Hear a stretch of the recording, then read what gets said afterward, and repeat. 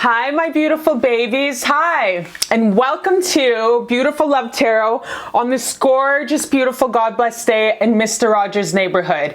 And today here in the West Coast, we have 100% of showers today. So I've been watching since this morning's big, beautiful blue sky. And so far, no dice. Okay, so let's just hope. Let's just hope. So, my baby, check out my website, cherishlbear.com. I do have blogs on there. I will come out with some more blogs. There's a lot of how-to guides, a lot of spiritual advice, a lot of downloads that I get, I will write out, and it's all on there. So check out cherishlbear.com. Also, kind of dips into who the fuck I am and where I'm from. Okay? So, sorry, my voice just cracked to a different level there. Okay, so let's get into this. Level number one, what the fuck? Okay, pile number one. This is how your person's feeling about you deep down in their heart space, that they don't tell Joe LaRose, they don't tell Karen down at the post office, they don't tell their sister Takesha. The only motherfucker they tell is the bartender 1 tequila bottle down in Mexico. And I'm all for it, honey. Like, I'm sitting on the other side of the bar, really being that nosy ass, nosy Nora, you know what I mean? So, I'm your tea, I'm your spiritual plug. Let's get into it. Let's get into it, my beautiful baby. This yellow gorgeous cupcake, which is actually my favorite cupcake, okay? It is. It's my favorite cupcake. So, we have a bunch of channel messages that I have channeled this week. About 20 in this bitch. Thank you, Creator God, for all the messages that come through. So we just want one. This is from your person that's on your heart space, your boo thing, your lover, your person, your crush. This is how he feels deep down with the get down, okay? 'Cause I believe I can fly. Yeah, there's lots in this here. Okay, let's see what the heck he has to say. Let's get into it. Thank you, Creator God and ancestors, for all the magic and all the beautiful love that surrounds us. Oh my gosh. Okay. I love you so much. I didn't know what life was until your sparkly, lovely, fine ass came accidentally in my life. Where the fuck did you come from? Did you come from heaven? You make all these love songs come true. I'm in love with you. Oh my gosh, you guys. Oh my gosh. Ah! Okay, we're holding hands. Imagine we're holding hands and jumping around together on the bed. Oh my gosh. Oh my gosh. And then all of a sudden we have like a pillow fight, and all of a sudden it's MMA. Just kidding. But honestly, you guys, oh my gosh. And then you grab the frying pan and you knock me the fuck out, and then I'm out for the day. But it's for a good reason knocked out. It's because we're excited and you're in love. You know when you fucking overdo excitement? Yeah, it's okay. I'm the ultimate hype man. Like, you can fucking throw me out of the car from happiness while it's driving down the freeway. Okay, you guys, honestly, Joy of My Life, John Fogerty is the song that's channeled. Like this, it's so fucking beautiful. The way I grew up with my family is when we're happy or laughing too much, we fucking hit each other. We hit each other. That's just how we laugh. I don't know. I think it's a cultural thing because some of my white coworkers sent me some videos from TikTok that show Native women just beating the shit out of them when they're laughing. And it's a culture thing. Like, I don't know. It's like we get up and fuck shit up when we're laughing with laughter. I don't know. It's a beautiful feeling. You can't hold it. Some people get up and run. You know what I mean? So the song that's channeled for how your boo thing feels about you guys is Joy of My Life, John Fogerty. This is so beautiful, you guys. I want to scream. and shout and let it all out. I don't know what song that is. Wow, talk about starting off the freaking channel's love note reading with the motherfucking bang, okay? Wow, you guys, I love you so much. Wow, okay, so let's get why he's so damn in love with you. Round and round, multiple chances. Wow, so you've been giving him like more than plenty enough of like, you've been throwing him some bones and he has not been taking your beautiful ass offers. Just move on, I'm not ready and I'm doing me. Okay, so very, very crazy ass energy here because he's like so back and forth. This fucking candle spits sometimes. And that's good because usually it gravitates off excitement and joy. So it's like, boom. Just move on, I'm not ready and I'm doing me. You my baby ma. Okay, so this guy's so back and forth, but yet he's like, I really want to be with you. Wanna be here with you. I can't leave you alone. That song that I'm getting for you guys, the song that I'm channeling is Can't Leave You Alone. Okay, it's called Can't Leave You Alone by I don't know who the fuck sings it, but it's called Can't Leave You Alone. I'll post it down there. That's the song that I'm channeling because this guy is so in love with you, and even though he tries to take a step away, it's like when your beautiful face pops in its head, he's back addicted. Damn, it's gonna bug me now. Who's okay? Can't Leave You Alone. I'm gonna post it down there, the singer and shit. Okay, let's get into further further into what is up. Okay, so I'll just flip these first and then we'll get into it. Put your beautiful love letter up there. I almost want to keep that and frame it. Really want to be with you. I can't leave you alone.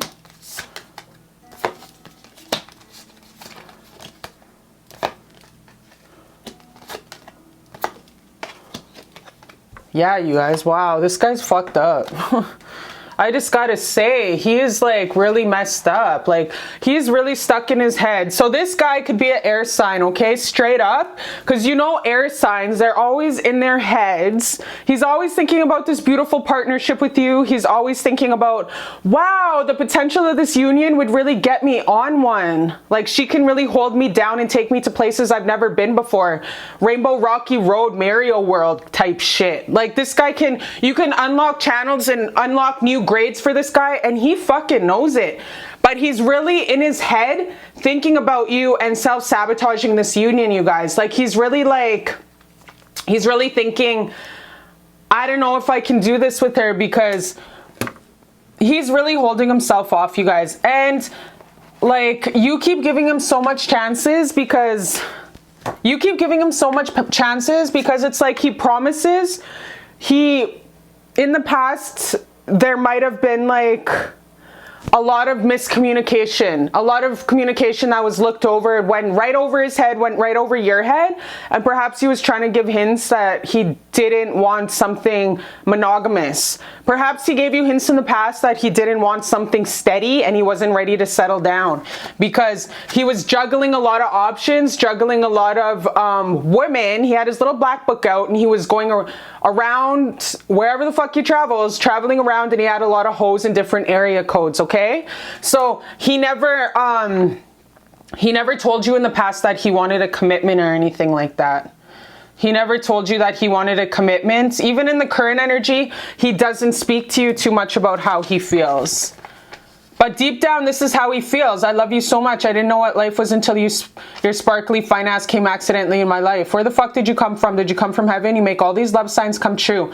I'm in love with you. Joy in my life, John Fogerty. So his actions, you guys, the way he thinks about you is so highly and so fucking amazing, but his actions are not showing you. His actions are not showing you what's really going on in his heart space.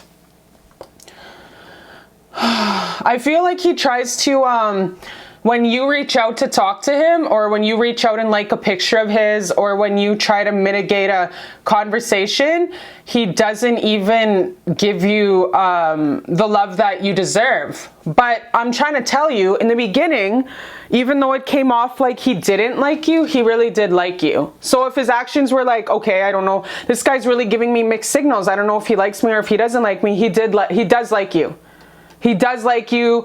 The attraction was mutual right from the hop. So don't think that he didn't like you, because this is a huge reading, you guys. One of the biggest readings that I'm doing, where his actions are so fucking opposite from how he's feeling about you. Like, you guys are not together. You guys are very single. He's very single. Like, he's trying not to sleep on you. Like, he's trying not to sleep on you, and he gives you enough when you do reach out and say, hey, you okay? How you been? He gives you enough. He throws you enough rope to know that, to kind of bind you and keep you close. So he gives you enough. He throws you enough bones just to let you know that he's there. So he's not giving you promises of commitment right now. He's not promising you marriage or taking it to the next level. He's holding it in, and he just gives you enough information and advice from him to make you be in his life and bind you, because he has all these beautiful, loving feelings for you, but he's not acting on them. And instead, he's just comfortable thinking about this fantasy life with you. He's thinking about this fucking fantasy dream life with you, with the house on the hill and the family. But he would never tell you this. He would never tell you that he imagines this beautiful house in the country with your guys' kids and your guys' 5 dogs and your little foster home on the side. Like, he doesn't tell you guys this kind of shit, but he imagines being with you all the time. But he would never, ever tell you. And I don't know why the fuck he wouldn't tell you, because it's annoying me. And the far future, he doesn't even see coming towards you. Is this guy in a third party or what? Because literally, this is confusing as fuck. This is like almost like someone who has to love you, giving me very Memoirs of a Geisha vibes. Did you guys ever watch that movie, Memoirs of a Geisha? Such a good movie. You guys should watch that movie, Memoirs of a Geisha, when they can't love each other. They can't love each other in Memoirs of a Geisha, but they love each other for 2 decades privately, without even physical contact. They just always, the way the whole love story plays out in Memoirs of a Geisha, you guys, is they love each other in their hearts and their minds. And that's all they can give each other. Like, geishas can't have kids or have relationships. And I think eventually in the 2 decades that they love each other in secret, and they just imagine being with each other, they finally lay it down on the line. And this is the huge vibes I'm getting from this, is Memoirs of a Geisha. Like, he can't be with you, and so he keeps all of his feelings inside, and he imagines. And he doesn't plan to come towards you in the future. He doesn't plan to come towards you in the next year.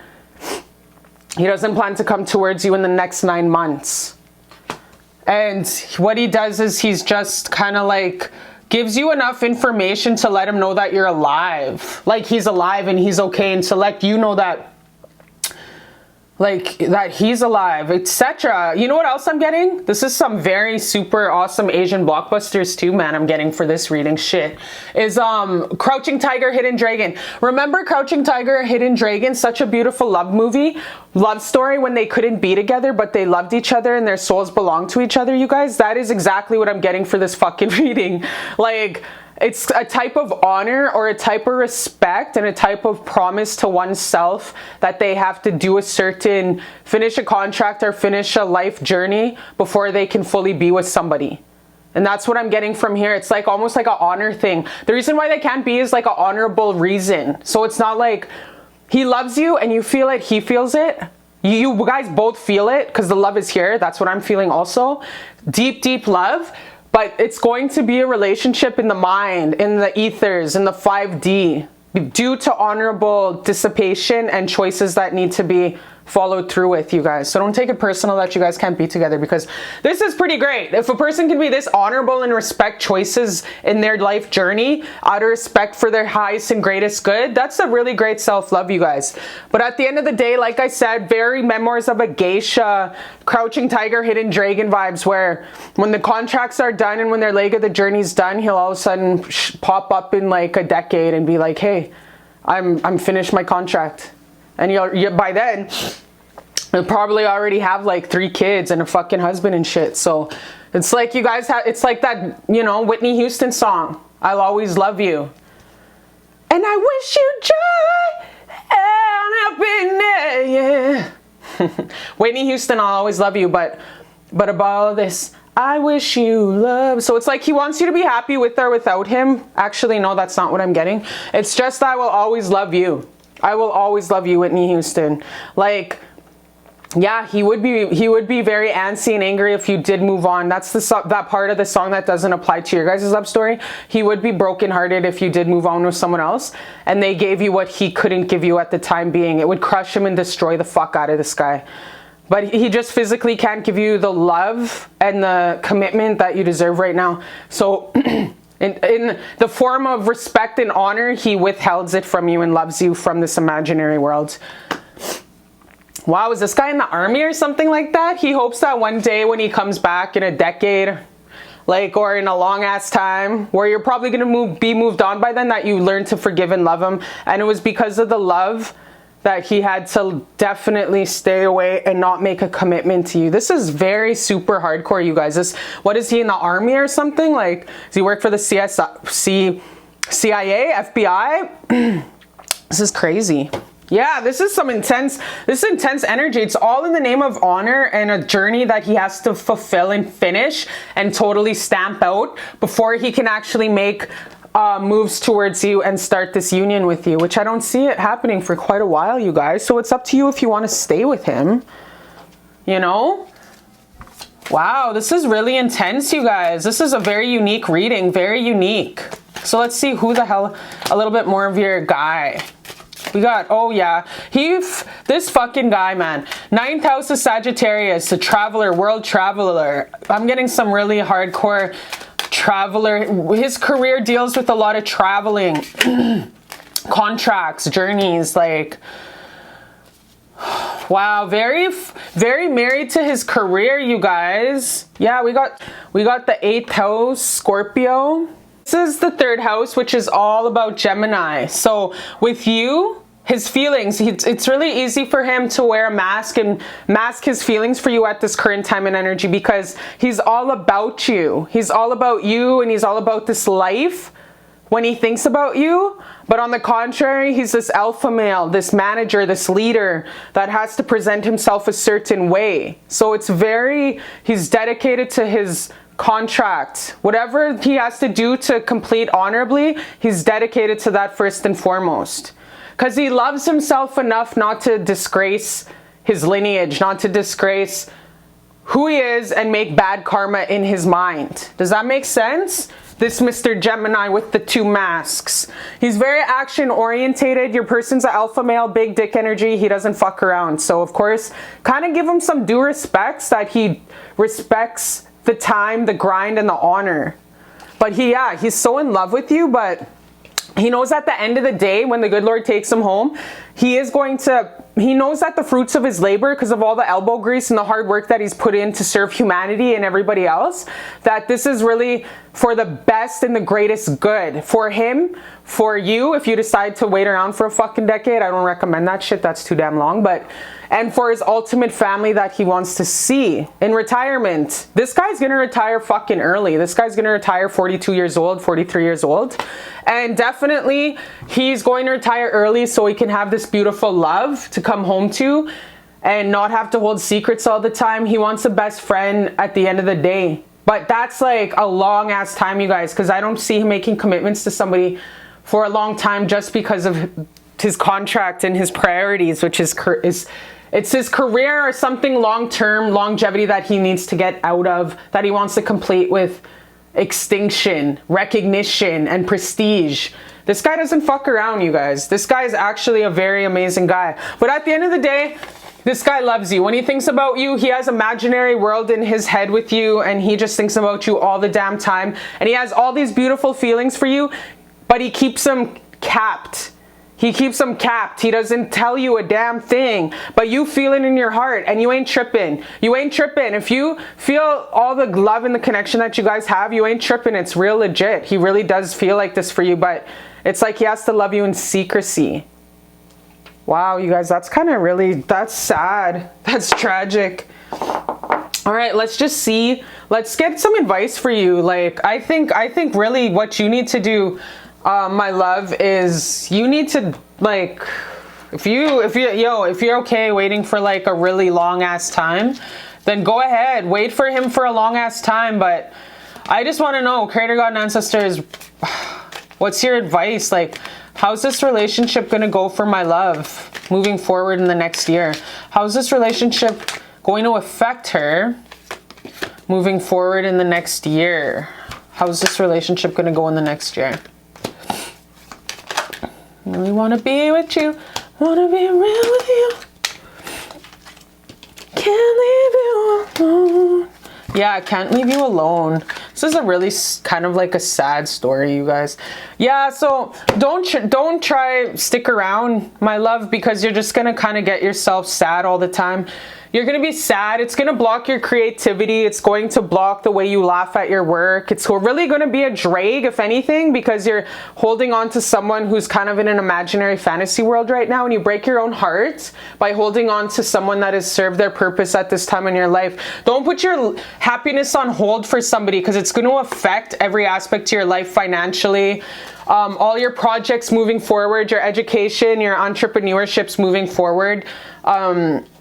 And it's really going to block your third eye if you hold on to this, because it's such a fucking long ass wait that it's really going to take from your prana. It's going to take from your kundalini. So fuck it and move on. Okay. Seriously, this is going to really block you, because you're always going to be thinking about this guy, and this is all he's going to be doing is just thinking about you and never taking action. He's not going to take action for a long ass time. He's just going to always love you and bless you. I will always love you. So my best advice, my baby, since this guy's traveling around the world and honoring something that he needs to finish, is to move the fuck on, because this is just going to be very halting you in all your spiritual evolution, emotionally, spiritually, financially, especially financial constraints, because we manifest from a place of high frequency, you guys. And when you are in a place of low frequency, always thinking about someone 24/7, but they're never making any action towards you, it's gonna fuck you up. You can't manifest a beautiful life from a low frequency, and this is going to be sucking you dry, because you're always gonna be thinking about it, and you will self-sabotage a lot of opportunities that want to just burst the fuck through the door. So let this, even though the love is there and the connection's there, I can feel it, you can feel it, he feels it. It's not worth like waiting around for this fucking long, you guys. Like, don't wait around. Don't put your peace, your happiness on hold when, you know, there's multiple chances with many soulmates in this life. And once you have faith and trust in God, you guys, Creator God always comes through, because you have faith and love in the highest divine. Baby, Creator God is the ultimate match.com. Like, you fucking kidding me?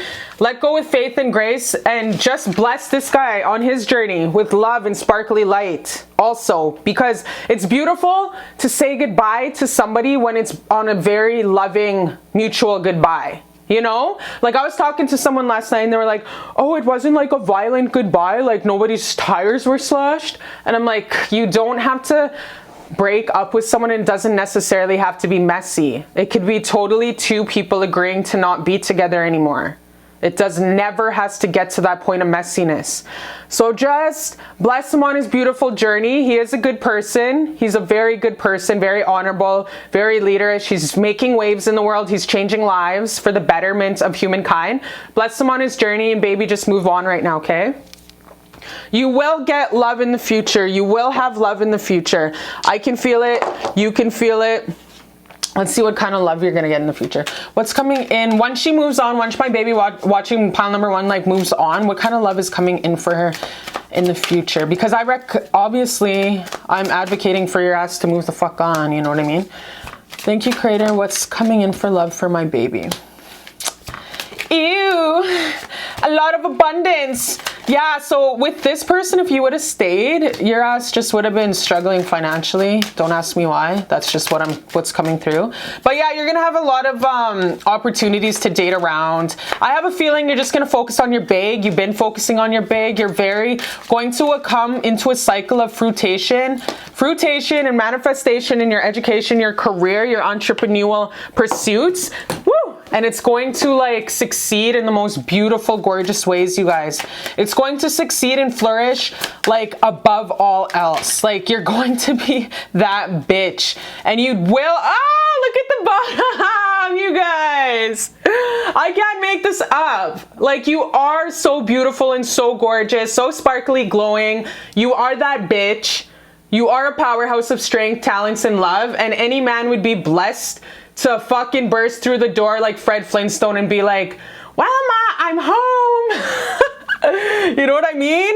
Like, you guys, in the next little while, you're going to be really getting your shit really focused, all that power and love. Your heart's going to heal, and you're really going to bring fruition to a project that you have just jump-started, and it's going to become fucking amazing. And your love life, you are going to have opportunities and new beginnings of love. You obviously have a soulmate coming in, you guys. You were not meant to be alone in this life, and you were not meant to walk this world alone. You will have someone who, on hard days when you just collapse on the ground and you feel like you can't go on, you will have a partner in crime that's there rubbing your back saying, it's okay, baby, be sad. It's okay. This too shall pass. Like, you'll have a best friend who's gonna be your best hype man, your 50-50, your world traveler, your fucking partner when you go to family reunions and you guys roast all your fucking annoying ass cousins and shit. That's going to be there for you, because why? In this life, you have chosen a contract where you do have your divine partner counterpart, whether you like it or not, and it's a soulmate, because I can't make this up, you guys. You've seen this pop out. This is so gorgeous. And there goes your cupcake, my favorite cupcake.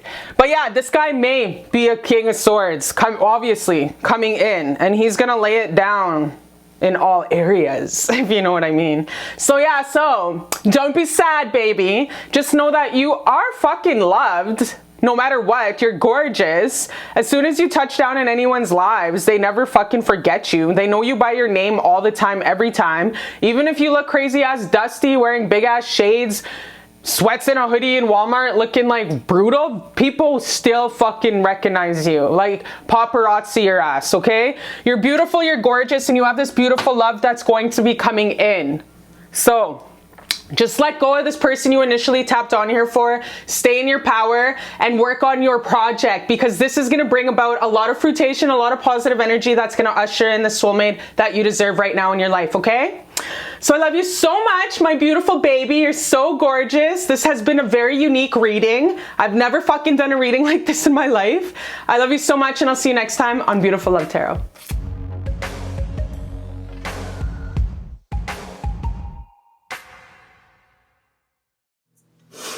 Hi, my beautiful baby. How you doing on this gorgeous, beautiful, God-blessed day? I'm super happy. I'm thankful to God. Thank you to God for all the beautiful, magical, gorgeous, sparkly people in our lives. Thank you for the crazy ass weirdos who always make us laugh and make us pop off in the middle of the motherfucking day. Shout out to all my crazy ass people out in the streets running wild, being motherfucking naked and shit like that. Thank you, thank you, thank you. Need the fuck. It's better than caffeine. It wakes me the fuck up. I know that much.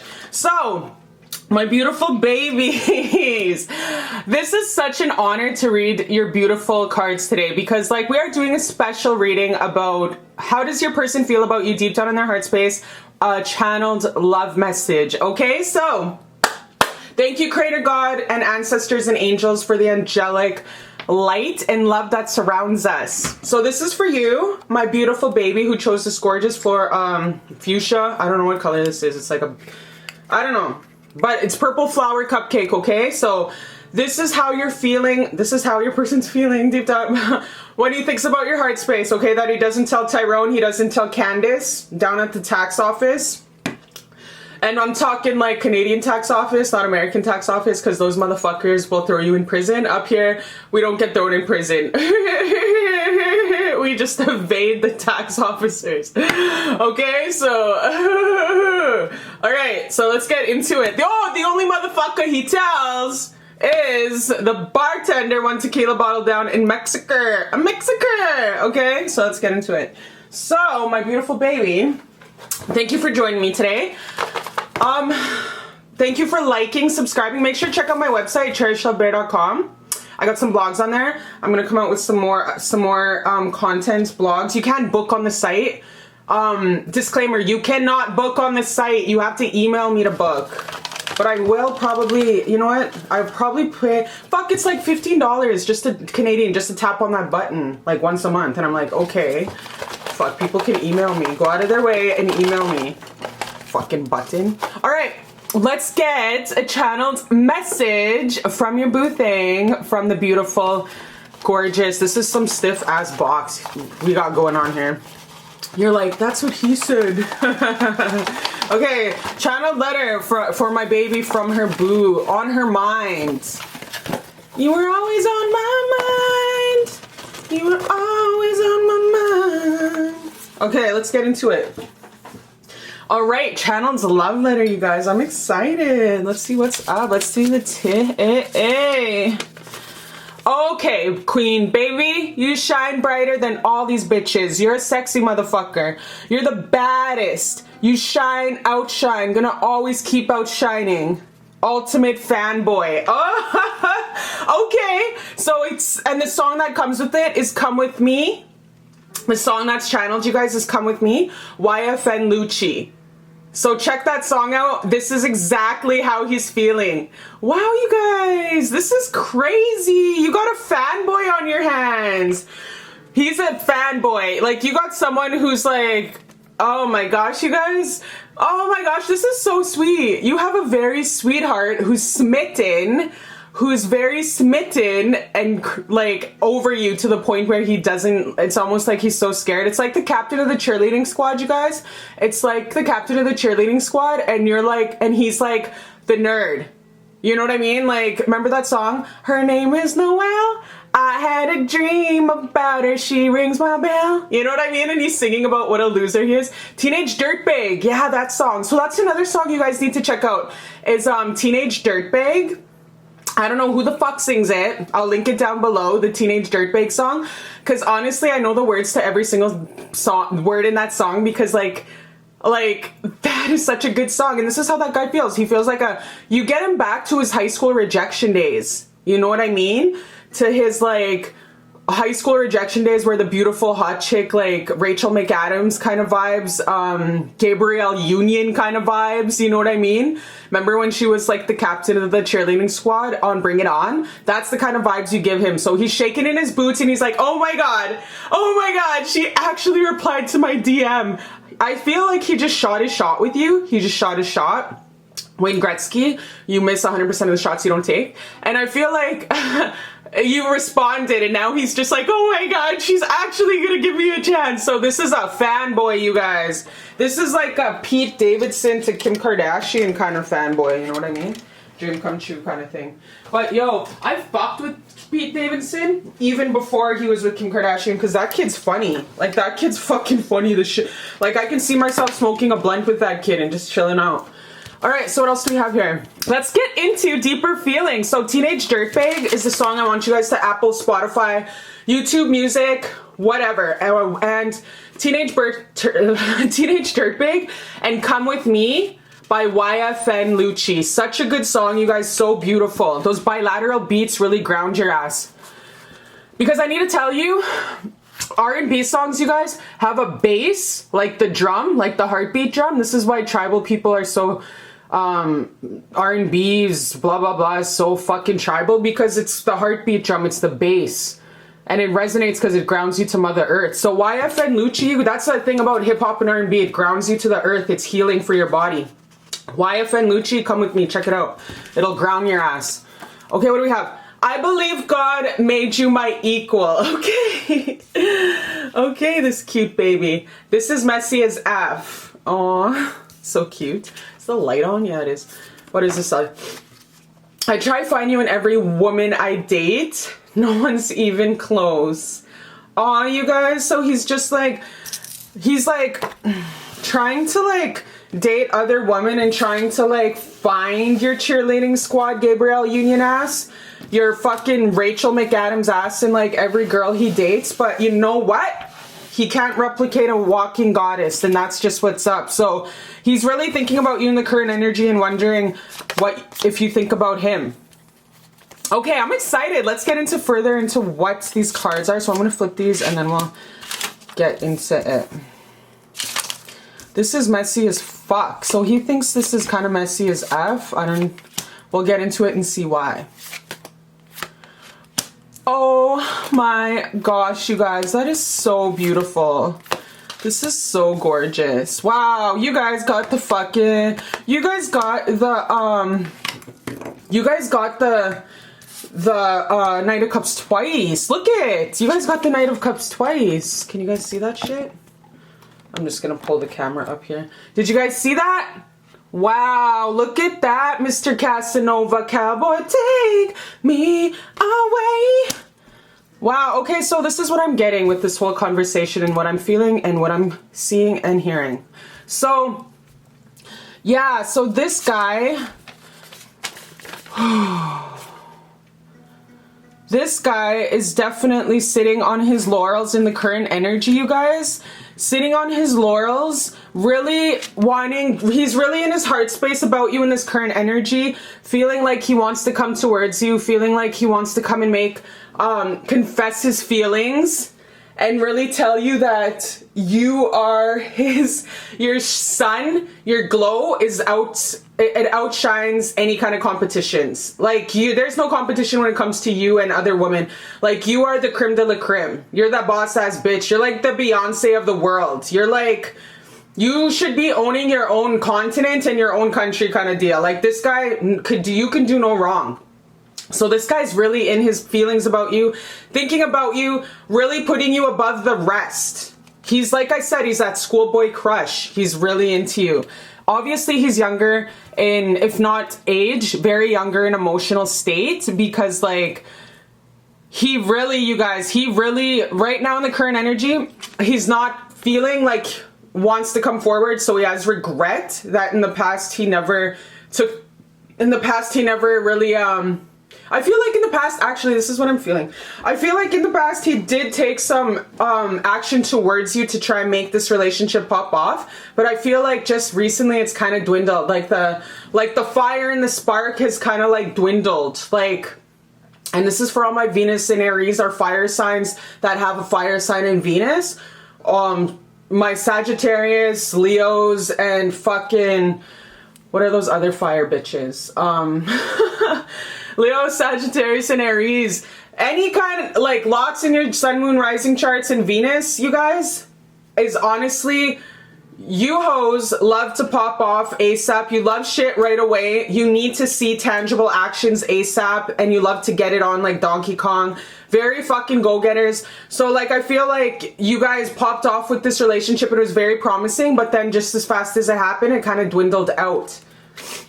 And now you're wondering, like, why? Like, how does he feel about me? Because sometimes I think about him, or I care about him. I have a crush on him. I have remnant feelings. I've been thinking about him lately. It's because he's been thinking about you lately. Okay? Like, he's been thinking about you while he's dating around, while he's trying to get other women. Wherever malls that he goes to, sports places he attends, like community events, he can't like replicate you, obviously.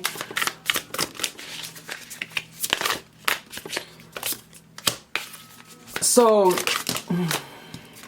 yeah, so you, my love, like, you feel like you want to, like, start a relationship. You want to start a new beginning with this guy.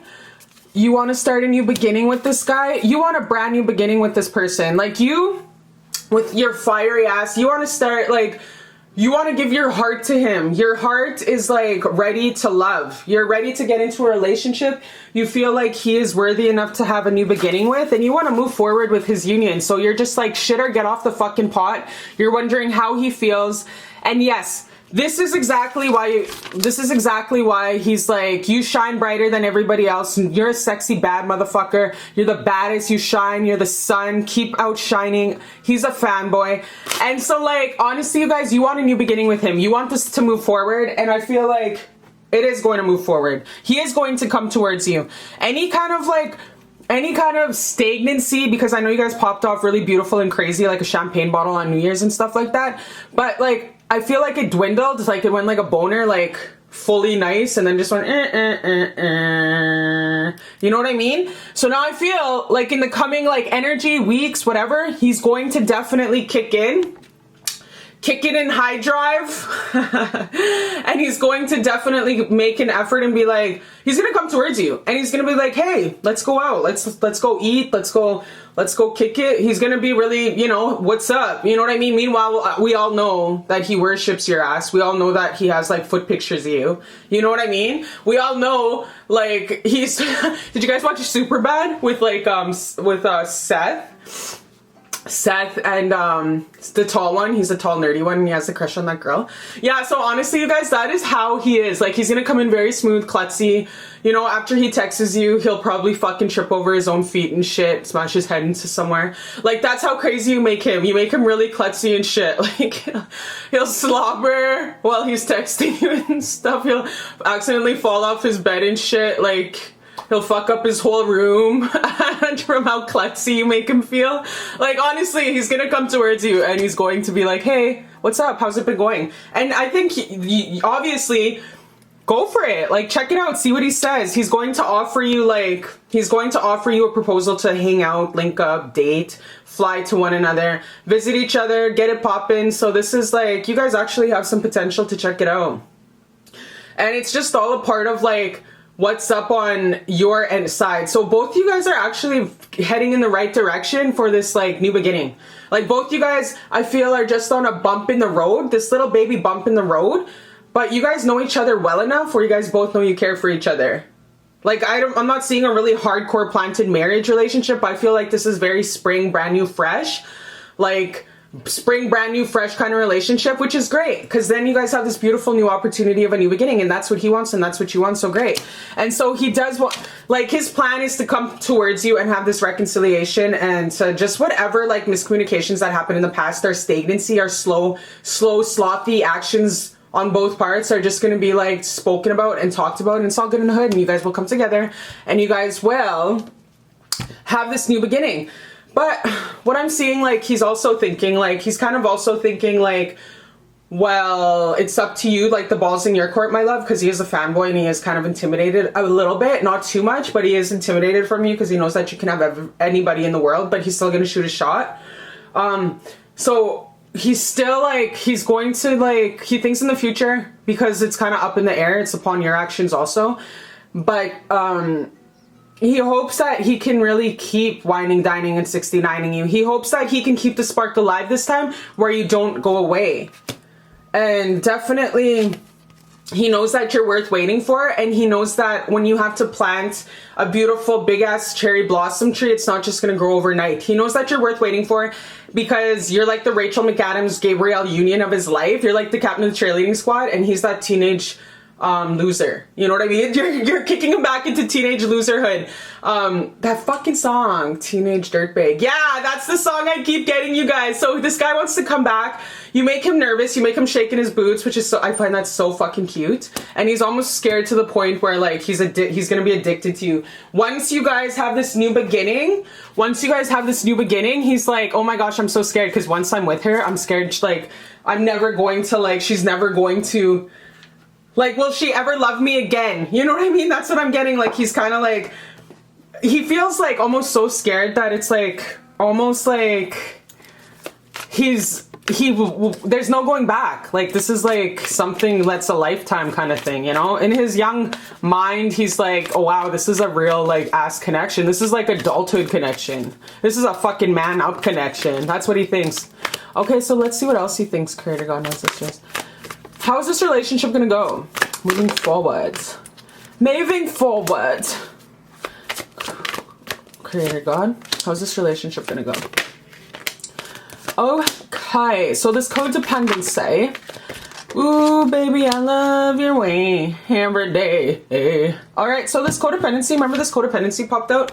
And he doesn't know, like, oh my gosh, this is a real ass love. This ain't no little baby boy love. This is, like, actually like a marriage material kind of love. So, my beautiful love, what he thinks, how this relationship's gonna go. Let's clarify that, motherfucker. Let's clarify that. Let go of control issues, unrequited love. So, yeah, definitely, because I know you want this new beginning. I know he wants a new beginning. You guys both want a new beginnings, and it's almost like scared little baby bears coming out of the cave cub. coming out of the cave, you know what I mean? When mama bear's like, hey, get the fuck going, and then they have to go start a new life. It's like you guys are both inching towards each other, kind of like scared and shit like that. And I know your game. I feel like you have already reached out. Like you're the one always like communicating excellent and healthy. Yeah, you guys, man, this guy also has a lot of fire in him and shit. So, this is what I'm getting. So, you guys, honestly, you guys are both have so much fire and shit in your guys' charts. There's a lot of attachment codependency issues when it comes to, like, a very, like, fear-based if he takes too long to text back. Like, maybe, I don't know, 6 hours to text back. He is not so great at communicating. Like, you're great at communicating. He's kind of not good at communicating. It's kind of like a burnies, like a fucking burnout when it comes to communicating. So you do have these tendencies to be like, oh my gosh, base, put all your cards into his ass and be like, if he doesn't text back right away, you get these crazy thoughts in your head where he's like, oh my gosh, is he fucking someone else, or does he even like me? Oh my gosh, I'm just gonna be alone forever. Fuck my life. Why did God put me here? You know, and you just fucking turn on simple ass taking their sweet ass time to text back into, I don't want to live anymore. You know what I mean? A molehill to a fucking mountain. So like, you gotta stop that. You gotta do a lot of non-attachment, you guys, and just roll with it, go with the flow, and don't put all your happiness into this person, because this is a big ass world. You're talented as fuck and you have a lot of things going on. So like, that codependency is like such a banking all your happiness on a person, and that's not fair. Non-attachment is the need for nothing, and needing nothing is the root of all happiness, you guys. So kind of take it easy on the codependency attaching to him so fucking much and always looking at your phone like wondering when is he gonna text back. You guys need to have a sit down and really discuss, like, if he's having problems like never texting you back ASAP, a sit down with like, okay, you gotta really improve on your communication skills. I feel like once you guys actually start detaching from expectations of communication with this guy and banking all your fucking happiness on him and stop attaching that codependency on him, I feel like your life will get more smoother and it will go more with the flow, because you're really fear-based when it comes to this relationship, you guys. You're very fear-based, and when you're fear-based, false evidence appearing real, you're a control freak, because you hold on so much to something because you're afraid that it's going to leave you. And love, you guys, unconditional love just loves the person as is, and so it is, and so it is. So if he takes a sweet time to get back at you 2 days later, 1 day later, respect the time allotted. Don't be triple texting his ass or double texting or staying up all night wondering what the fuck. If you're getting anxiety and depression off somebody, you really got to sit back and ask yourself, is this a relationship I want to be in? Is this even a union that I want to fuck with? Like, I need someone who is a great communicator just like me. So really step back and start asking yourself a million questions about, like, why am I so attached to him? Why do I feel anxious? Why do I get really crazy up in my head when I think about him? Why am I so controlling over what he does? Why do I check his social media all the time? Why do I have an imaginary love life with him in my head? These are all codependency healing coming up, you guys. And whoa, check this out. We got the devil twice. Codependency is very thick in this relationship. Don't put all your happiness into a person, you guys. Because that's the root of, like, don't fucking, like, triple text them back and put, like, a million smiley faces. You look like a desperado. Okay? That's like some fucking Khloe Kardashian shit. So really try heal the codependency thing, you guys. You don't want to put all your love and stuff into someone who's not reciprocating that stuff. I know you want this new beginning really bad. I know you want this new beginning really bad. And he obviously cares for you. You got to understand he has feelings for you. You're like like I said, you're the captain of the cheerleading squad. He has these beautiful feelings for you. But you really got to take it the fuck easy and haul those horses back and go with the flow. Don't push shit. Be busy. Even date around.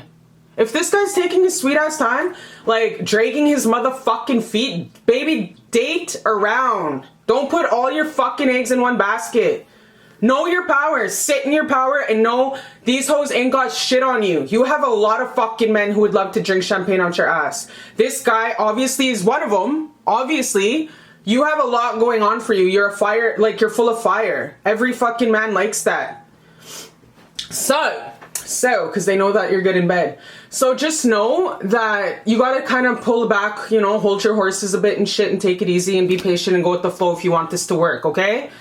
Because there is like a lesson to be learned here, and that is codependency.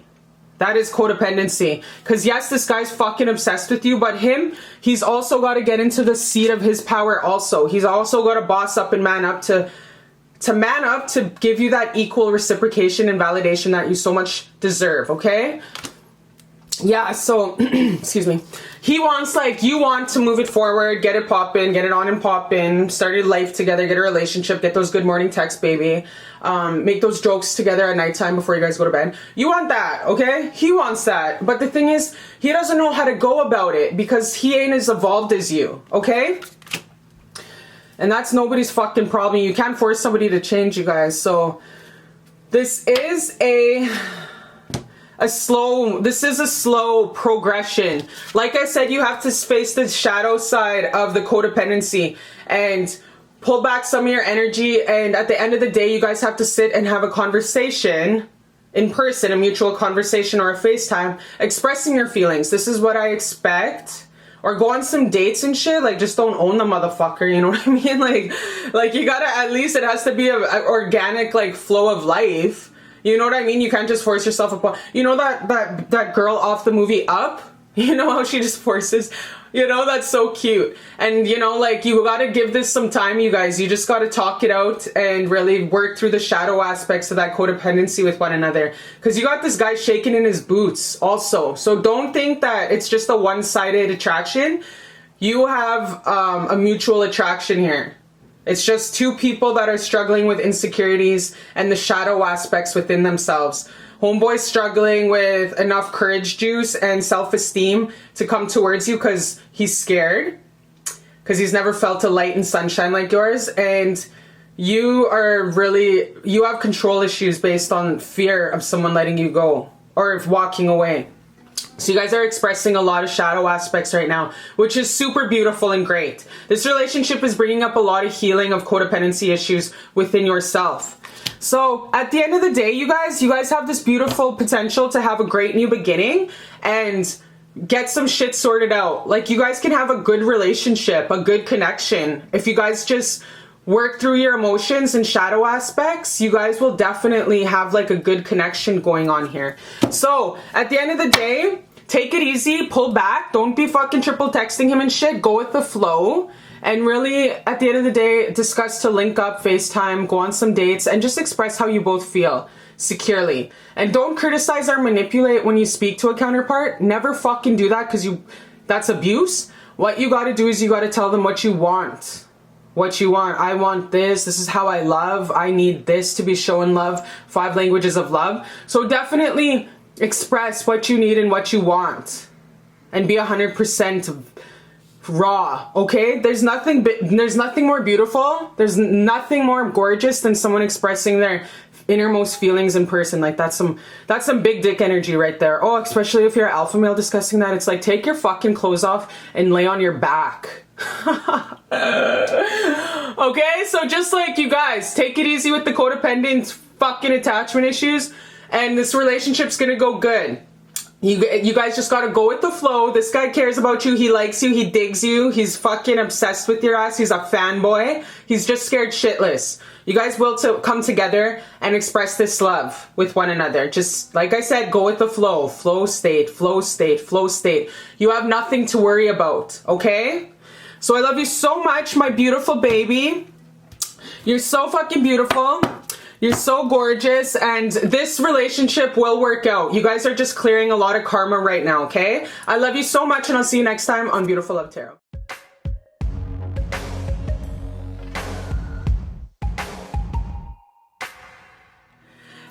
It's always the little things in life, you guys, that mean the most to people. Like that little smile on a rainy day, that little kind gesture to folks, strangers holding the door open for them at the grocery store. Little things like that, you guys, people remember that, and sometimes they need that to lift their spirits. And that's the way you guys make me feel. Like, you guys make me feel so loving and so kind. So I just want to say I love you so much.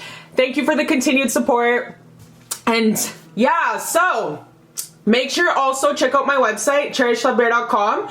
It just kind of tells who I am, the background, and what I'm all about. I also have a lot of blogs on there if you guys are readers, okay? So, without further ado, my beautiful baby, let's get into it. What is your person, my beautiful love, who chose this gorgeous dark chocolate, gray dinosaur, chocolate beads, cupcake, okay? What is your baby, your person on your mind? Think about you deep down in the heart space that they don't tell Brenda down at the bingo hall. They don't tell Jamal down at the Uber shop. They don't tell Takesha, their sister. The only motherfucker they tell is the bartender one tequila bottle down in Mexico, okay? So, my beautiful baby, let's get into it. What is your person on your mind feel about you when they lay their head down at night and your beautiful face pops into their auric fields? Because that is when they think about you, is at nighttime. Okay, so I have a lot of channeled messages in here. This big ass, thick ass box. Man, this is like fucking one tree. Yo, at Christmas time, I wrap my presents with recycled newspaper to folks. Like, we need to save the planet. Okay, so, my beautiful love, let's just get just one. There's like fucking 20 in here of a channel message from the person that's on your mind that you clicked on here for, okay? So, let's get into it. How is he feeling about you deep down? Okay, it says, I am bossing up for us. I've been a bachelor so long, I never met anyone worth being with forever. Your ass snatched my soul. You ain't easy to get, you got options. Choose me. I'm your dick. Use me. This is so... You guys, this is like... Okay, and this channeled song is Pony by Genuine. Genuine? Genuine. Because I'm just a bachelor looking for a partner. Someone who knows how to ride without even falling off. Damn, you guys, this guy wants to dick you down. This guy just wants to wear his robe at home, and then you come home after a long day, and that's all he's wearing is his robe. Ooh!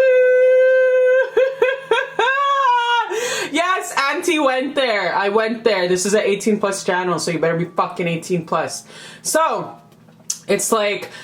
This guy, if you guys been in just like this quite little pause from each other, physically, it's like, he's honestly, you guys, he's been a bachelor for so long. He's been on his own for so long. He doesn't even, it's been a long ass time. Some men take 10 years to be a bachelor after going through a horrific relationship. Abusive relationship traumatizes the fuck out of a man, you know? And when a man actually chooses himself, a masculine chooses himself and to go on their own way and heal, damn, that's a tough guy. Like, that's a tough fucking guy. We have folks out here who ain't even comfortable being in their own damn space, being with themselves in their room. They don't know what the fuck to do with themselves.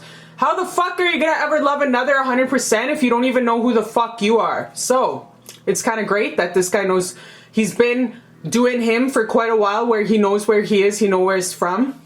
Don't be fooled by the rocks that I got. I'm still Jenny from the block. So yeah, so you guys, he knows that you are a healthy, beautiful, fine ass, big booty chick that he wants to like eat for breakfast. He knows you got options. So he's like, choose me, I'm your dick, use me. So this guy really wants to just lay on his back and let you do whatever to him. You know what I mean? So yeah, Viagra the fuck out of him and just do with him whatever you want to do.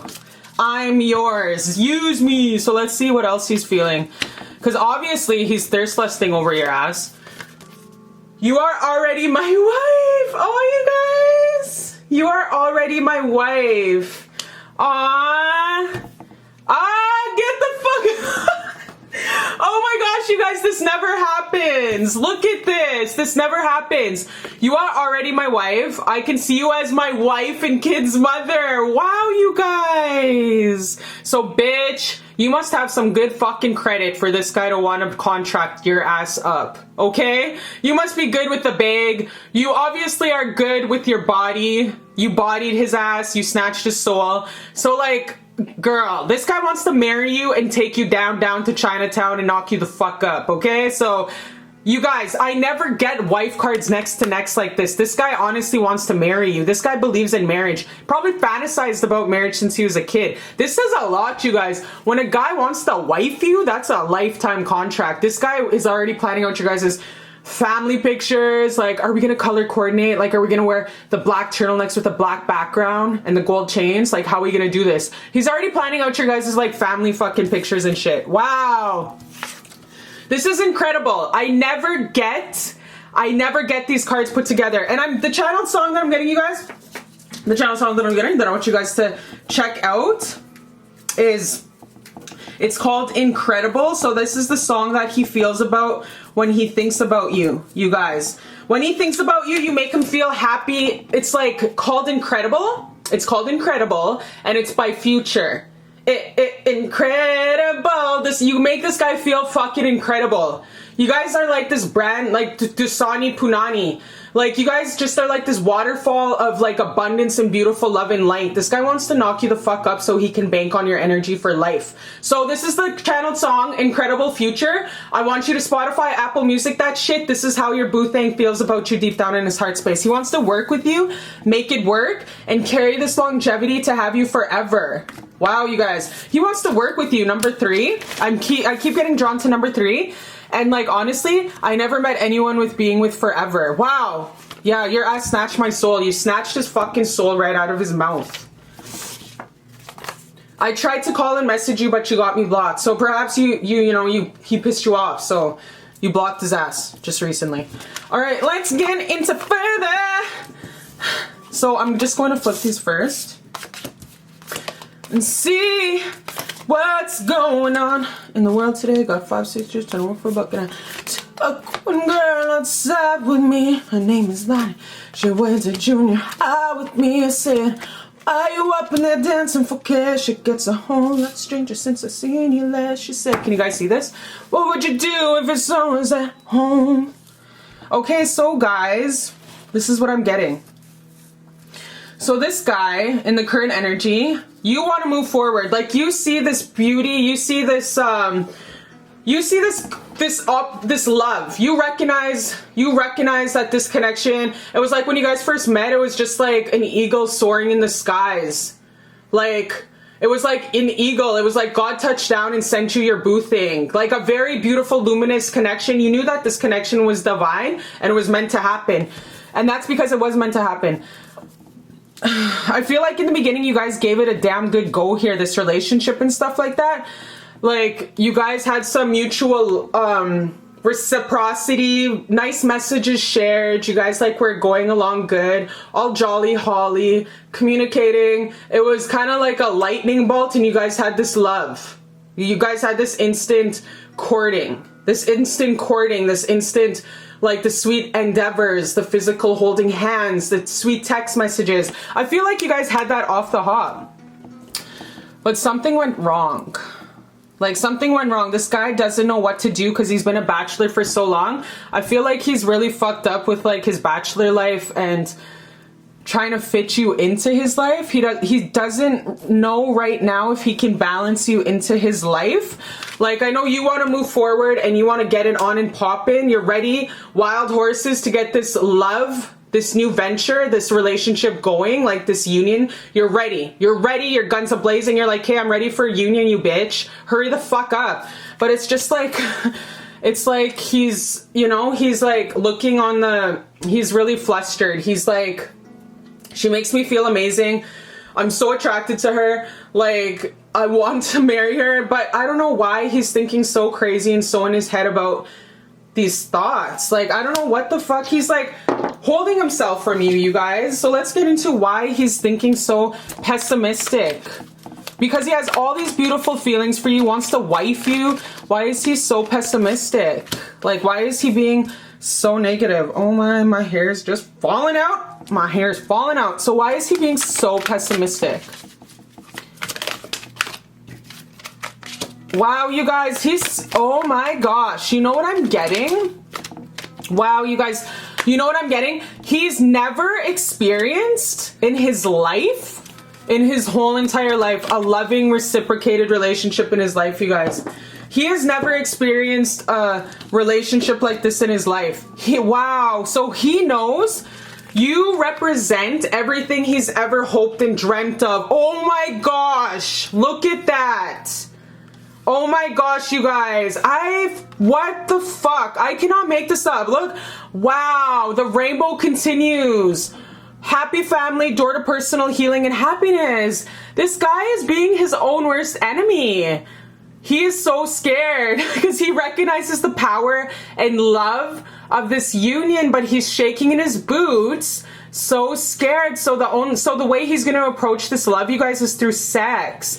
He's going to try act like this is what makes him feel safe to love you, even though low-key he wants to marry you and like be with you forever.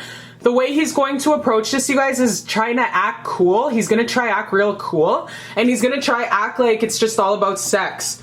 But in the bedroom talk, the pillow talk, after you guys make love, he's going to be talking about his day at work, how Teresa in finance is such a fucking bitch, how his mom didn't pay him back that 2 bills, like how his mom always uses him and all that kind of stuff, how his sister always gets like this random fucking guy to babysit her kids. You know, he's going to be venting to you on your guys' pillow talk after you guys make love. So you got to recognize, my love, that this guy is too cool for school because he's so scared of this powerful love that he knows could happen between you guys, that he's going to try approach you. His approach is going to be the only way he's comfortable with at this current energy, especially since he's been like a bachelor for so long, like just, you know, fucking chicks and not like being with them long term. The way he feels comfortable to approach you, because it's been so long that he's been in a relationship, he's going to approach it in a physical matter. Like, yo, he's going to holler at you at 11 o'clock, like come through. Or like maybe during the day, like maybe at lunchtime, because he's considerate of your time, and he's just going to give you a heads up like, hey, what are you doing tonight? And you just roll with it and be like, oh, actually, I have yoga. I'm busy today, but I don't know, what are you doing? And then just gradually, like, oh, well, tomorrow, like, don't be available the day of, or, you know what I mean? You don't be a fucking desperado and shit. But, like, honestly, you guys, this guy's gonna approach this union with a physical, like, come through, let's fuck kind of thing. But deep down, this guy wants to marry you and shit. But the thing is he doesn't feel comfortable expressing these emotions of, like, all these beautiful, like, marriage things he sees in your eyes. The way he expresses love is the way he's going to express it, the way he feels comfortable with it, is making sweet, sweet love to you, looking into your eyes, embracing hands like this, and like really soul to soul love making that he doesn't make with anybody else. So he's scared because he sees his whole life in your eyes. Wow, you guys, this is so beautiful. This guy wants to marry you, have kids with you, name them London and Paris. You know what I mean? This guy honestly wants to travel the world with you. This guy wants to go everywhere with you. That's why it scares him. But he's going to go for it anyways. He's going to come towards you. Like I said, he's going to approach it with physical touch. Wow. He recognizes, he feels on a subconscious level, even though he might not sometimes be so clear on it. He feels that his higher self knows that this is a powerful love of a lifetime. So that's why this guy is so sexually attracted to you. So he's really like psyching himself out, obviously, in the current energy, but he is going to, I do see him coming towards you and asking about the physical kind of, like, he's going through it, but he's going to heal, rest, have this peace, have this period coming up of just like, hermit mode, where he's really thinking about your guys' connection, how to approach it, and just like how to come towards you in a non-scary way for him. And he's definitely going to take action towards you and stuff like that, because he does, I know, baby, in the coming, like, because you're going to get agitated with the patience of waiting for his ass, and I know you might get really mad, and when he comes towards you, I know you might pop off or get really fucking mad and angry, but my advice is to you is just to have compassion for him. Just don't be mean to him in the coming, I know you have every right to be really mean and rip him a new asshole, but baby, please be compassionate with him, because he's really scared because he likes you so much. Yeah, you guys, he's afraid because he's never been so intertwined with someone's energy before. He's never been so intertwined in someone's like love light before and sparkle and shine, that he's actually like really scared of you, because you're an empress sitting in the seat of your power, so gorgeous, the boss ass bitch that you are, the fucking walking queen of the earth, like So he's not used to anybody. He's never met a damn soul like you. So best believe this guy is really fucking scared. So that's why I'm saying he's gonna approach it like the sex way, but that's gonna be a way it's gonna grow into a soulmate union, okay? So let's further get what Creator God and the ancestors want to say about this relationship, okay? Wow, you guys, this is some like, okay, let's get some feeling cards. Actually, I'm feeling like I want to get some yeah, he's afraid he's gonna get addicted to you, and he's almost like he's scared that financially he can't boss up to you also. Like, I don't know if he has to pay like a lot of mortgage and car payments or something, but the finance thing is also coming up. Yeah, so we got fuck what they think. So he's going for it with you, hell or high water. Up all night. Yeah, of course. Look at that, you guys. He's thinking about you all the time. Probably never replied to your message, the last message you sent, so he's just thinking about, oh my gosh, and I just seen this, you guys. I thought this was a fucking rock. Look, that's a pillow. Wow. That's a bed frame. Oh, you guys, I never seen this before in my life. Okay, I thought this was outside. I thought that was a rock and that was the ocean. But this is a bed frame, like a bed frame, and this is a pillow. This is a pillow. Wow, you guys. This guy, wow, this is fucking powerful, you guys. This is powerful. Okay, God led me to look at these because I always thought that was a rock in an ocean. Wow, this is so powerful. He's up all night thinking about you all the time, wondering, how do I reply to her? This guy's going crazy, Casey and JoJo. That song, Crazy, Casey and JoJo, like, y'all gotta really Spotify, Apple Music, YouTube Music, that song. It's called Crazy by Casey and JoJo. Wow, this guy's thinking about you all the time. He's going, wow, this guy has some deep ass feelings for you. Why? Because he doesn't want to fuck up on the beautiful love and marriage and union, the love of his life with you. He doesn't want to fuck up at all, you guys. Wow, you guys, this is some deep ass shit. This is powerful. Baby, you chose this pile. This is a life-changing love. This is some deep-ass, deep shit. I am stuck. Wow, he's battling his demons. He's definitely battling some shadow. He's definitely battling his fears. It's him versus him, me versus me. It's nobody inside, outside. It's just him battling his demons, his mind, his ego. Wow, you guys. Still have not met anyone like you. Out being a bachelor and shit, of course he hasn't. He thinks about you all the time. This one says, I've been trying to distract myself from you. Yeah, you guys. Wow, I've been trying to distract myself from you. This guy's so obsessed with you. Wow. This guy thinks about the last time you guys linked up all the time. This guy thinks about your guys' last meeting all the time, your last conversation all the time. He thinks about you all the time. He thinks about you all the time, all the fucking time. So if you thought this guy is just being a weirdo not replying to you, he thinks about you all the time. All the fucking time.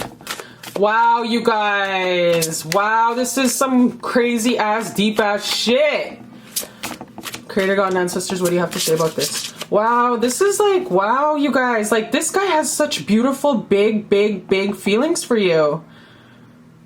Okay, when's he gonna holler at you, though? Okay, okay, let's see, like, what you guys have to say about this. So, yeah, you made these boundaries, boom, block. Good for you for making boundaries, because, you know, if he was acting dusty and musty, when you make those boundaries, you guys, that's how you show a motherfucker how to treat you. Like, don't be a Khloe Kardashian with a weak-ass solar plexus always just letting a man walk all over you. Like, I can't stand that bitch because she's raggedy. Because she's like, preaches like, oh, revenge body. Bitch, you bought your fucking ass, your BBL, you bought your face, you bought your boobs, you bought everything on your body. You get BBLs, you guys. BBLs, they require getting the fat sucked out of your stomach and getting put in your ass. So, like, ho, be fuck it. I can't, that family pisses me off. Yo, be legitimate with your surgeon's number and recommend us to the surgeon's, like, office, because, ho, we need that link. We need that plug. Like, not your fucking fake ass revenge body bullshit. Like, ho, shut the fuck up. Don't, I'm happy you set these boundaries because you ain't being a Khloe Kardashian, you guys. You guys are sitting in the seat of your power and saying, you don't fucking treat me like that. I worked my ass off to get where I am today, and you will act accordingly to me. So good for you. Because this is some big dick energy, you guys, and this makes the right one come usher in and treat you the right way, come to you with a clean nose. So good for you. And now Khloe Kardashian's running around trying to fucking trying to get folded by Trey Songz, the rapist. Man, she's a thirsty, dehydrated asshole. Okay, okay. What other creator, God, and ancestors, what else do you guys have to say about this guy? Say about this connection. Good for you, though, for making those boundaries, my love, because self-love is the #1 love of life. Self-love is the #1 beautiful love of this life. What do you guys, creator God, what do you have to say about this connection? Yeah, self-love is the #1. Wow, you guys. Wow. Make sure that you are just not so available to this person. Wow, because this is going to bring this guy in. This relationship also is all about you. This relationship is all about you. Setting those boundaries. Making sure, I know he wants to come and fuck you up physically. He wants to make love to your body. That is the way that he's going to feel comfortable expressing his feelings. But you also got to not just be there at a drop of a hat. You also got to make sure that he is booking around your schedule. Don't go out of your way for him. Don't accommodate his ass. You do not cancel plans for this fucking guy. Stay in the seat of your power, you guys. This is all about your strength also. The way that you will really commend and link up with this guy is definitely forgiving the situation. Like I said, you have a tendency to want to pop off and beat his ass if he comes knocking at the door. But just forgive the situation. Forgive the dusty ass mess of the past. The actions that he lack thereof or did not show you or do to you. So forgive his past, because he did do you dirty in the past. You guys did have this great momentum in the beginning, and it kind of just went down, or it kind of went in a bump in a road and went stagnant. So just forgive the past and try to let it go. Forgive him for his actions that he did to hurt you or lack thereof in the past, and let it go. Don't text him anymore. Don't double text him. Don't triple text him. Make those boundaries and keep them. Okay? Your self-respect, you guys, is above all in anything else. Love yourself enough to not be there waiting for him for a couple weeks, haven't heard from him in a couple weeks, and just as soon as he texts, you fucking text him. Good for you, baby. If you put him on blocked, because this is really going to bring in a whole new energy and a whole new chapter to this love story that you guys have together. It's a lot of self-respect that's going to bring him in. And I feel like if you have already did this, if you already blocked him on everything, then this is even bringing him more into his own power. This is showing him his own power to really step into his healthy masculine and to boss the fuck up and come towards you guys. You don't teach anybody anything by enabling them.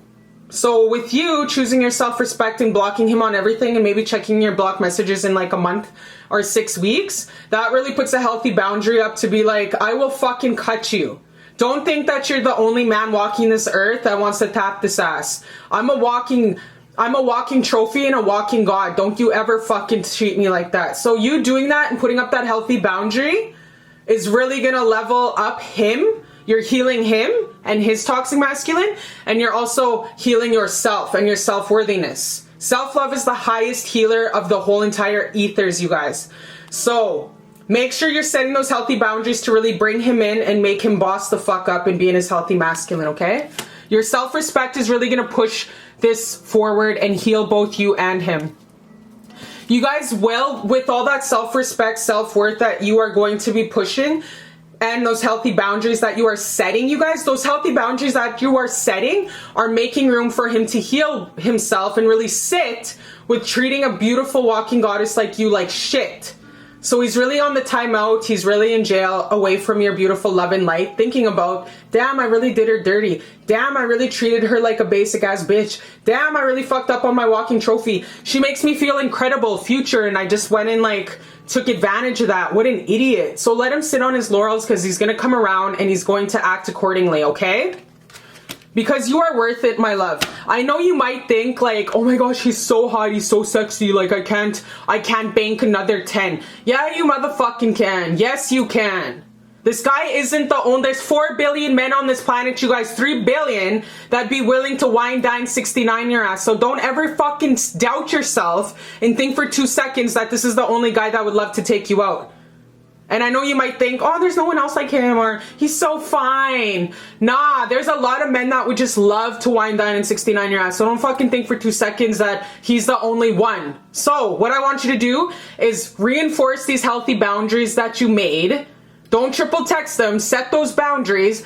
Do you for a couple weeks. Do you. Fill your self-love cup up. Yo, sis, I just bought a brand new waist trainer because summer's coming. And I'm on my hot bitch summer shit year round. But best believe this summer is going to be a whole other bossing ass bad bitch energy level for me.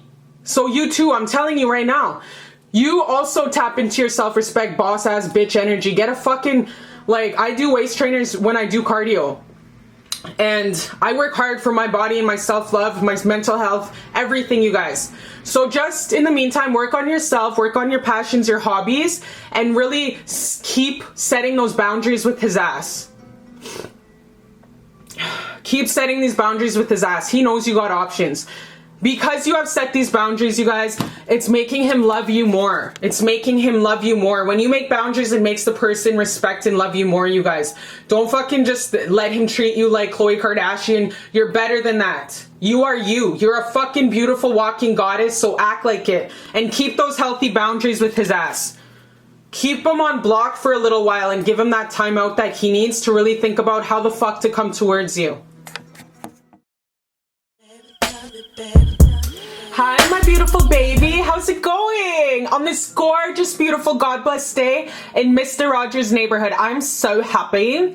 I'm going to watch a movie. It's called The Secret Garden, and it's this old ass movie I used to watch when I was a little girl, and it's about this really gnarly girl who goes in an orphanage, and she has like the best imagination about India and her dad. So I'm going to watch that after and have my chamomile tea and enjoy my beautiful, best rich Caucasian lady life, you know what I mean, after this. So thank you, God, for the beautiful, gorgeous Barbie girl life that we live, and thank you guys for bringing your beautiful energy day after day, day after day, day after day. I love you so much. I read every single comment that you guys leave, and I cry. And I thank God for bringing you to my life, and I love you, and I fucking love you. So thank you.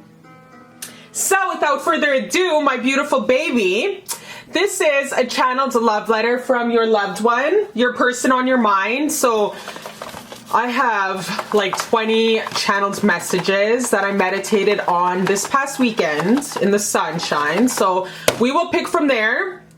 And this is your pile, this gorgeous baby purple cupcake with the gorgeous pink flowers.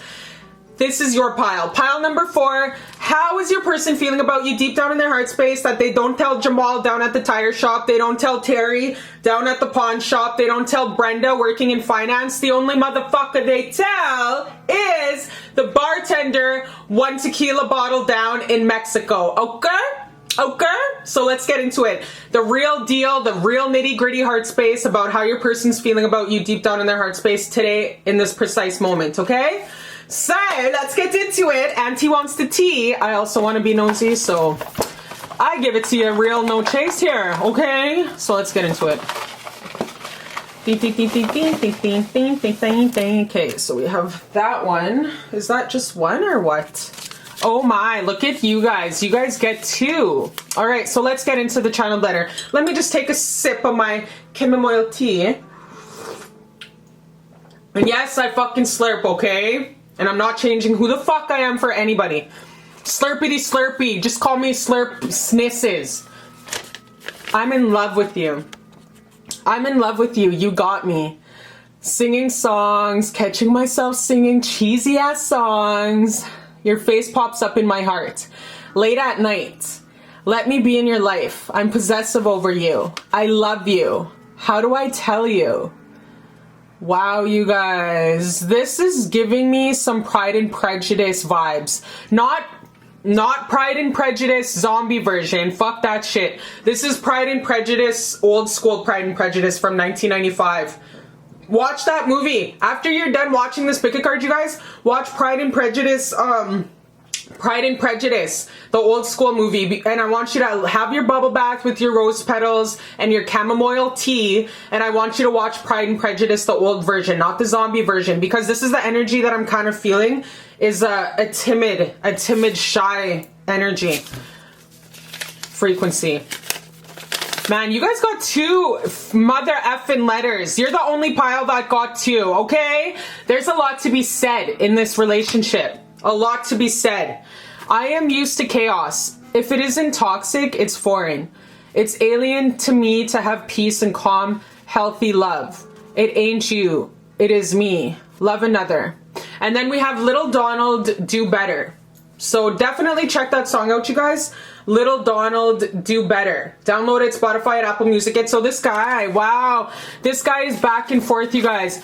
He is in love with you. We know this. For someone to be this passionate about someone and waking up his demons to his childhood trauma because he doesn't know how to love, because he was brought up in a home with such chaos and violence, and to really not have role models growing up of a healthy union, of a reciprocal healthy union, of a healed reciprocal union growing up. He never had role models or relationship modeled to him that was healthy, reciprocal, and beautiful, and light, high frequency. He was only exposed in his younger years to violence, chaos, and disharmony.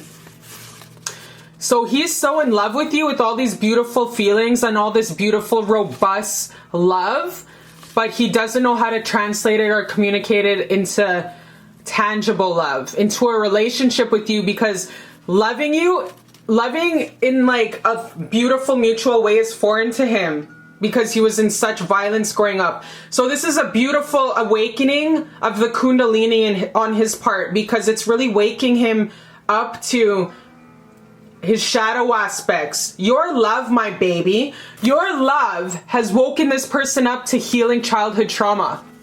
You are waking him up to the childhood habitual patterns that he did not know that he was carrying from childhood. He might have had a mom who always beat the shit out of his dad. He might have had a dad that was very emotionally abusive to his mother as well as the kids. Whoever this resonates with, it's the parental figures in his life, whether it was foster parents, an uncle and auntie who raised him, grandparents that raised him, perhaps a single mother, always had different boyfriends in and out of the house. This really translates, you guys, at the end of the day. It's not an absence of how come he doesn't love you.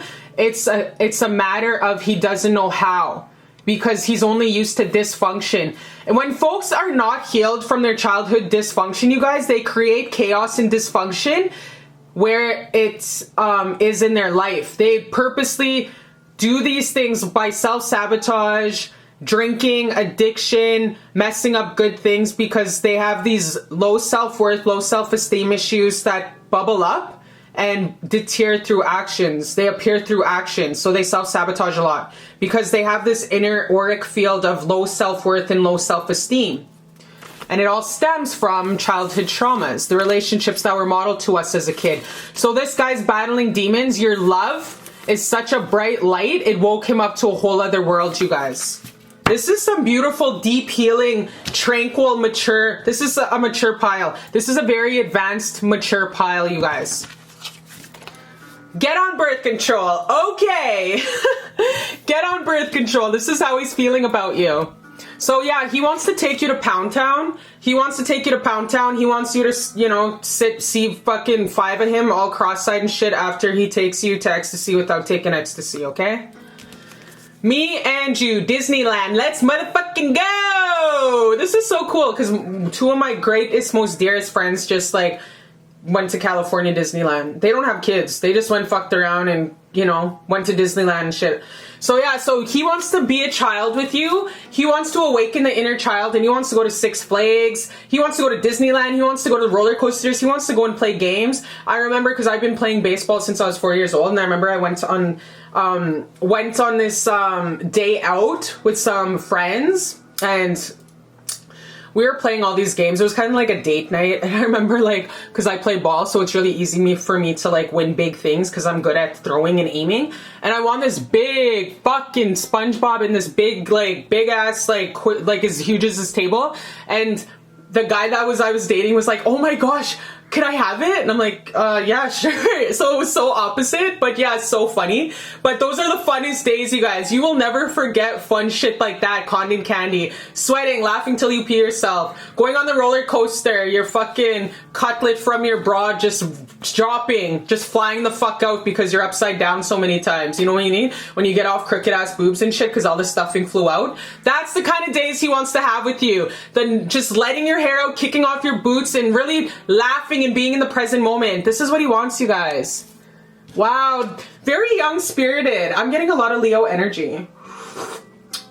Oh, a little sippity sippity. A lot of young, beautiful Leo energy, you guys. This is gorgeous.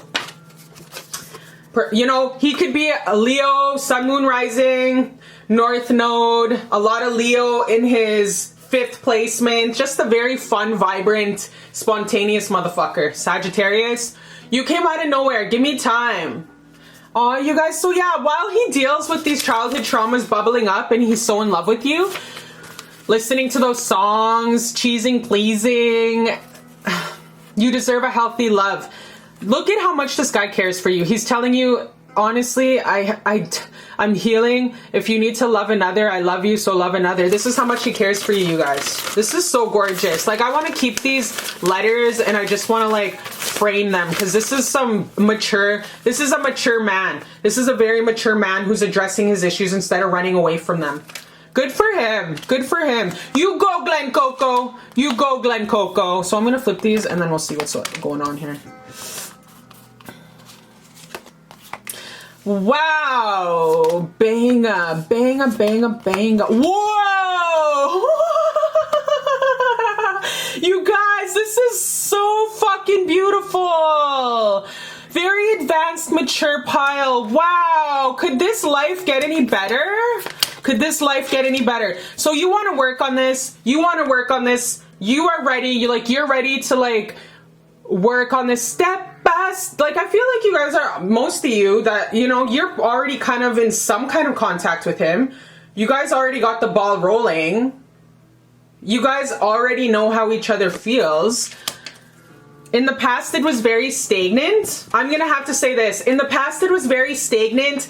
I feel like, baby, I feel like you guys are already have some type of communication, whether it's once every 3 days, whether it's like, yeah, once every 3 days. You guys have some type of communication. Like, he's liking your pictures. Whenever you post something, he likes it. I feel like you guys already have some kind of communication in some way, shape, or form. It's just you guys haven't got it on and poppin', like a full ass holding hands, laughing, eating cotton candy, you know, dramatically flipping your hair back and shit because you know he's watching you to really look like a GQ model and shit and laugh in the air like, you know, one of those little fake fucking Barbie laughs. I feel like you guys are almost at that stage. You know what I mean? So like, baby, hold the horses up. I know that you really want to get pop off and you really want to start this relationship like yesterday, but baby, you got to kind of just like go with the flow because he's also a fire sign. You guys are both very fire signs. So like, you got to take it easy and just relax because if not, you guys have a shared sign, water sign, air sign, blah, blah, blah. So understand, this is such fucking gorgeous energy. There is so much sunshine and love and happiness and beauty and so much love and grace. I cannot say love and grace enough, and happiness. Happy is a huge word that's coming through. Happy, happy, joy, joy. Happy, happy, joy, joy. Happy, happy, joy, joy. You gotta let him heal a little bit, baby, because we got the most beautiful card in the whole major arcana is the Sun card. This is my favorite card in the whole entire. This makes me feel like, you know, after I was working out at the gym for a month and I didn't look in a full-length mirror, and that was the best day of my life. One of the best days in my life when I looked in a full-length mirror, when after working out in the gym for a month, because I was like stuck in Fort McMurray and I didn't have access to a full-length mirror, and got back to my dad's house, and my fucking body was like a supermodel body. Like, my lifting weights added so much curves to my body. I was like, damn, holy shit. So this is the kind of happiness I'm getting from this. Like, I'm getting that this is just the happiest card in the whole entire world for a major arcana. Like, this guy, you guys light him up where he wants to go to Disneyland with you. You're funny. You make him laugh. You're a comedian. You don't take life so serious. You don't walk around with a stick up your ass. You know how to heal through laughter. You're just that person that is a party. The party doesn't start till you pop up, and you fucking are the funnest auntie with the best games.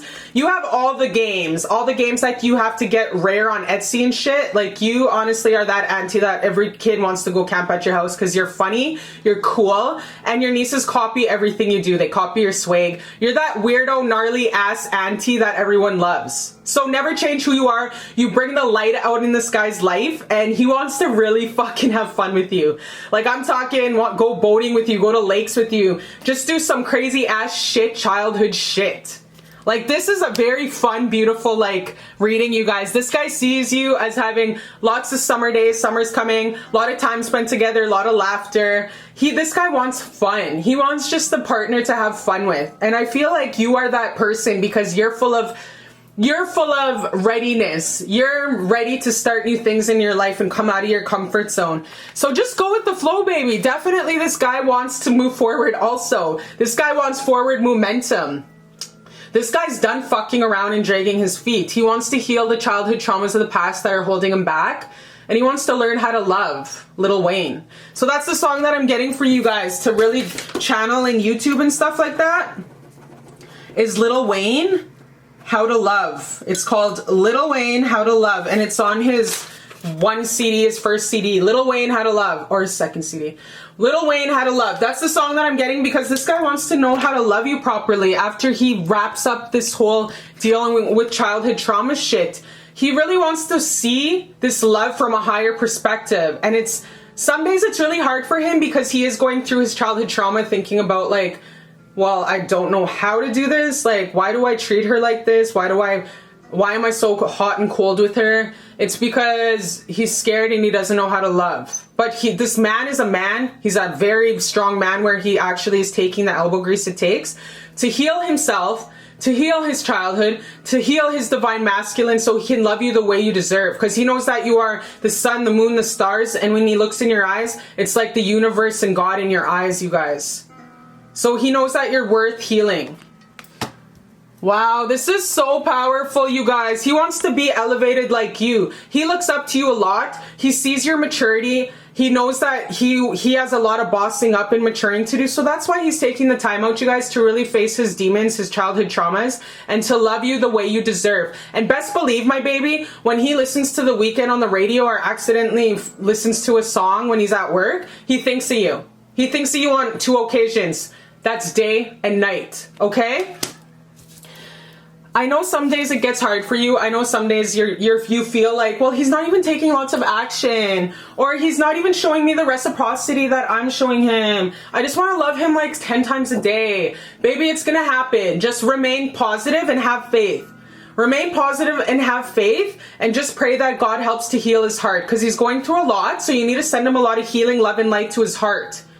And if you feel like you need to speak to him, use the most safest mode of 5D communication, which is ask for permission to tap into his higher self connection tube, and be like, permission to tap into your tube with the most highest and greatest intentions of all involved, with the white light of the Holy Spirit, Creator God. And then just ask to connect to his higher self tube and communicate through those higher connection tubes, the connections, the cords. And just tell his higher self, I'm sending you so much love and light to your heart to heal the stagnancy and the childhood trauma memories that are holding you back from loving correctly. I'm sending you love and light, pure unconditional love.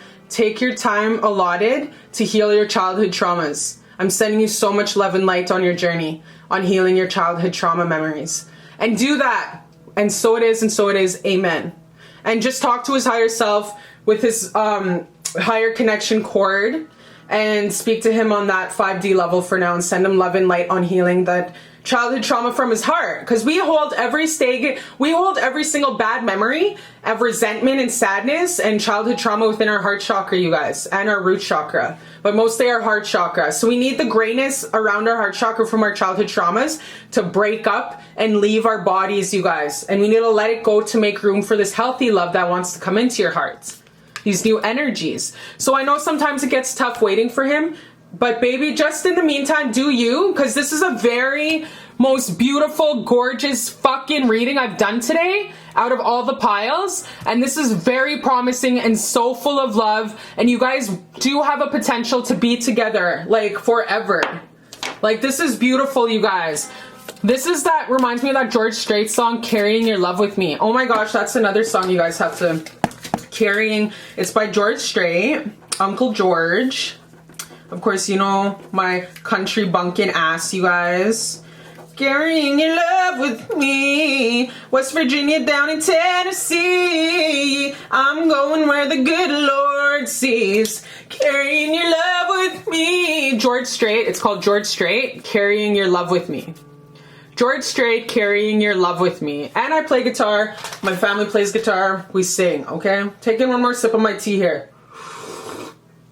So yeah, that's the song that I want you guys to check out, especially out of this reading, is George Strait, Carrying Your Love With Me, because this is how this guy feels. This is such a positive, beautiful energy, you guys. He knows that you are worth healing. So let's see what Creator God and ancestors have to say about this love. This is a very beautiful, gorgeous connection, you guys. Wow! Wow, you guys! We got engagement ring. Oh my gosh, get the fuck out of here right now. Get the fuck out of here. We have heart with a key. Wow, you guys. This is so gorgeous. Not only did you guys get 2 channeled love letters, you guys also got the biggest fucking powerhouse of beautiful cards of a loving family. Wow, you guys, this relationship is blessed from God above.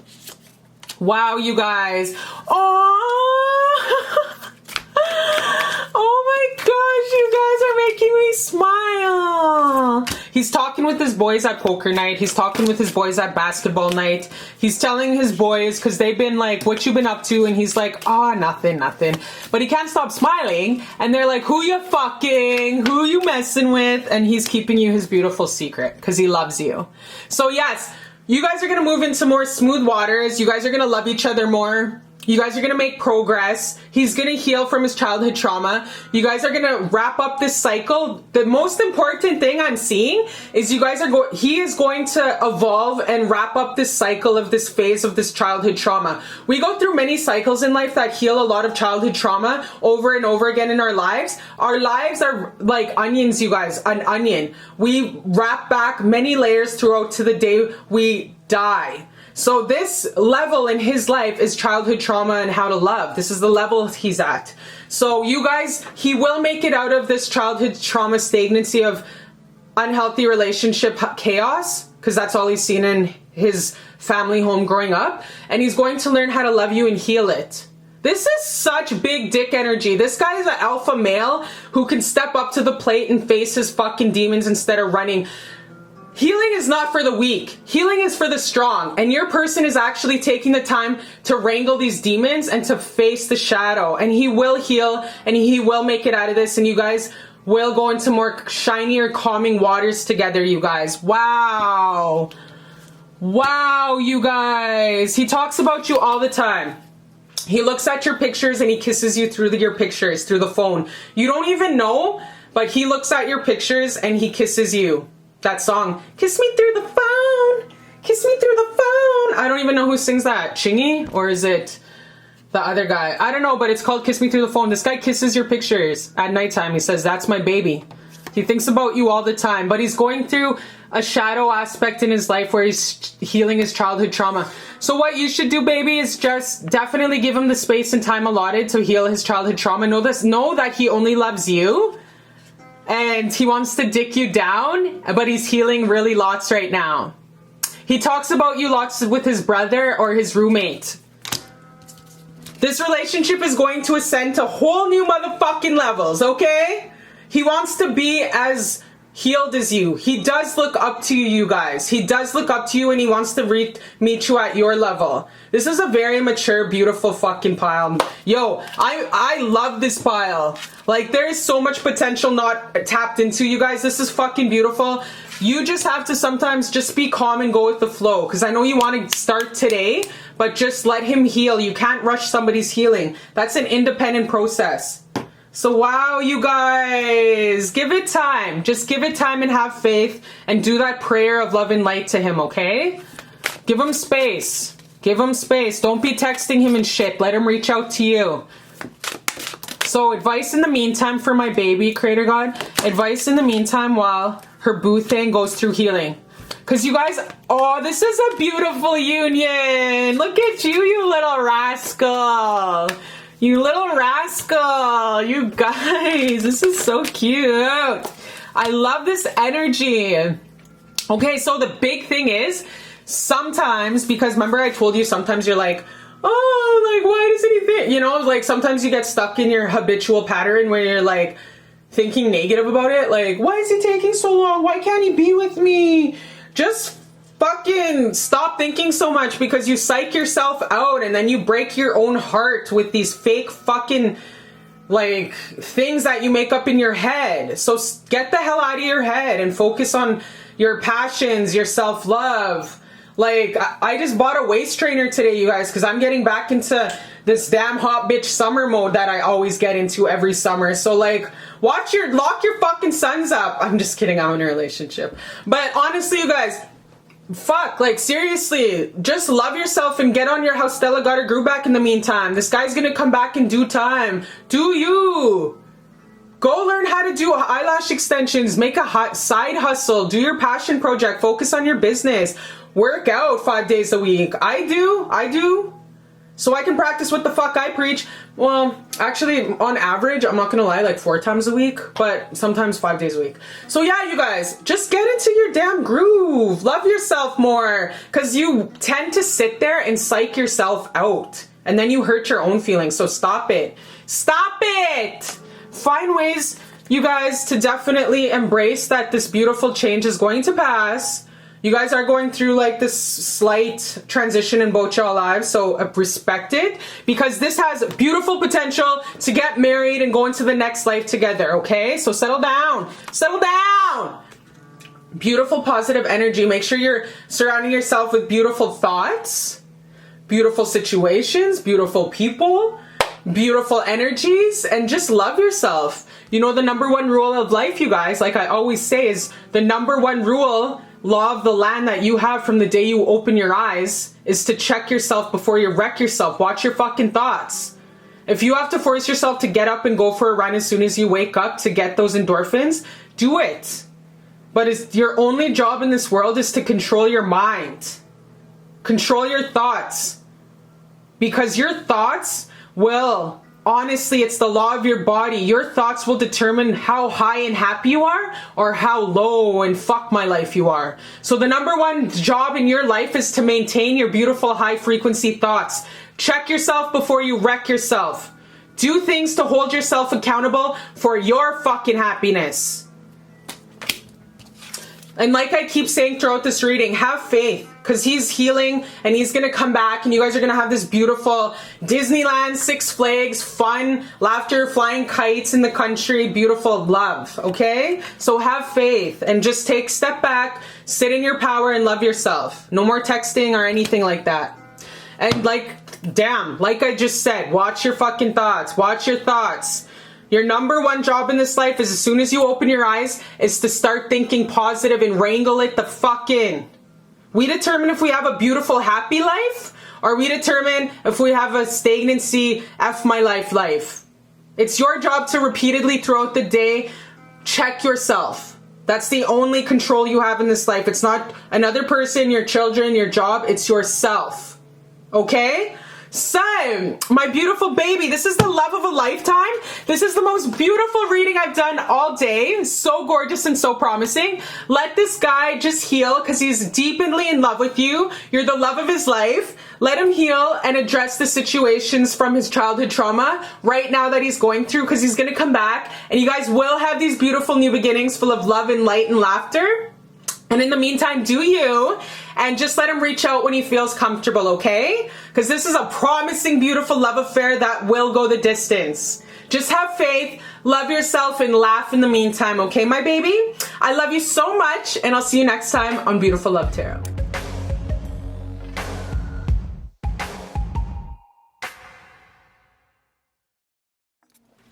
Hi, my beautiful babies. How's it going on this gorgeous, beautiful, God blessed Aladdin and Jasmine motherfucking day? Okay, so welcome to Beautiful Love Tarot. Thank you for liking, always coming back, sharing your loving, beautiful messages and your heartfelt, authentic messages on like all the like comments. You guys make my heart so happy and I feel like a fat kid in a candy store. Like, I'm honestly, you guys make me feel so good.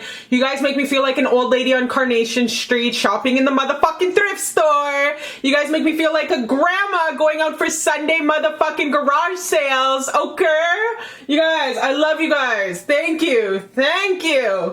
Make sure to check out my website, cherishlbear.com. I love you guys. There's a lot of blogs on there. If you guys really sitting on the toilet, need to read some reading material, check out cherishlbear.com. So, my baby, he chose pile number 5. Beautiful pink cupcake. Just everything pink. Like, I can tell you're a bougie ass bitch, okay? So, this is the 411 on how your person's feeling about you deep down in their heart space, that they don't tell Terry down at the tire shop. They don't tell Jamal, the annoying motherfucking coworker who never fucks off. We don't know why he's not fired yet. Probably because he's boning human resources. And to Keisha, your motherfucking sister, okay? This is what he doesn't tell no motherfucker walking except the bartender. One tequila bottle down in Mexico on the fucking beach, okay? This is who he tells some random fucking stranger he links up with on the beach and shit. Probably just some homeless guy. So let's get into it. So I have some channeled love letters. There's about 20 in here. I did them over the weekend where it was like a very summery, beautiful day and I sat with Creator God. And we really did some very channeled, beautiful love messages, okay? So, the message from your lover is love letter from your person's heart space that he doesn't tell nobody is, let's get into it, my baby. Your person's feelings, your lover's feelings about you. Ooh, you rascal, you little rascal. Little rascal here. Okay, sometimes I think about you in passing and what could have been. You were a chapter in my life where I was growing and not strong enough. You always deserve the best. Keep being your best. Just want you to be happy. You deserve it. And then this song is somebody that I used to know.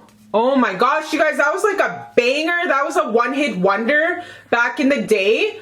I don't give a fuck who you are, where you're from in the world. I don't give a shit. You know this song. It's somebody that I used to know by the band Got Ye. So it's the way you spell it is Gotye. Somebody that I used to know. Oh my gosh, I'm not gonna butcher the fuck out of the song for you. Just YouTube, Google, Apple Music, that shit. Honestly, you guys, I feel like you guys have been not talking for a long ass longevity period of time, like ethers kind of time. I think you just wanted to go click and be like, how is his current energy feeling about me? Because sometimes I think about him and I'm wondering how he feels about me to this day, in this day and energy. Now that a lot of time has passed, how does he feel about me? So let's get into further how he feels about you guys. Because right now, he knows that when he looks back and recollects the relationship connection that you guys had, he knows that he was not strong enough within himself or able to give you the love you deserve because he just was not growing. He wasn't at the level to love you in a healthy way. And now he's having all this self-reflection time now that a long time has passed. And he's really thinking, wow, I was so immature, young, dumb, and stupid. But baby, we all were. I know when I was fucking young 10 years ago dating, you know what I mean? I self-sabotaged a lot of unions because I didn't know how to love. Because I grew up in a violent, not very loving environment in the first stages of my first years there. So it took me a lot. I was self-sabotaging a lot of a great relationship back in the day because I had low self-esteem, low self-worth. And I honestly didn't know how to love. I didn't know how to love healthy and properly. It was very state of not knowing. So that's what I kind of feel like this guy is kind of doing the same thing, reflecting on the past and how he did you dirty unintentionally. It was because he didn't know how to love you the correct way. So let's further get into how he's feeling about you and why and what's up, if he's ever going to connect with you. But yeah, somebody that I used to know. When he thinks of you, he's like, wow, she's somebody that I used to know. Such a fucking good song, you guys. I'm gonna play it over and over after this reading. Wow, in honor of you. Okay. Ooh, this one's the first one. Okay. Come back to me with your fine ass. Okay. So he's really like, come back to me with your fine ass when he thinks about you. Wow, you guys. Okay. So I'm sorry, I need to heal more.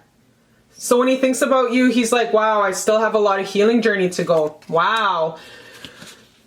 This is really amazing, you guys, because this guy is taking ownership of his healing. And, you know, end of the day, you guys, it's just the fact of life. Hurt people hurt people. So, like, if a person is, I don't care if you're a millionaire, you're super gorgeous and you're fine as fuck in all the right areas.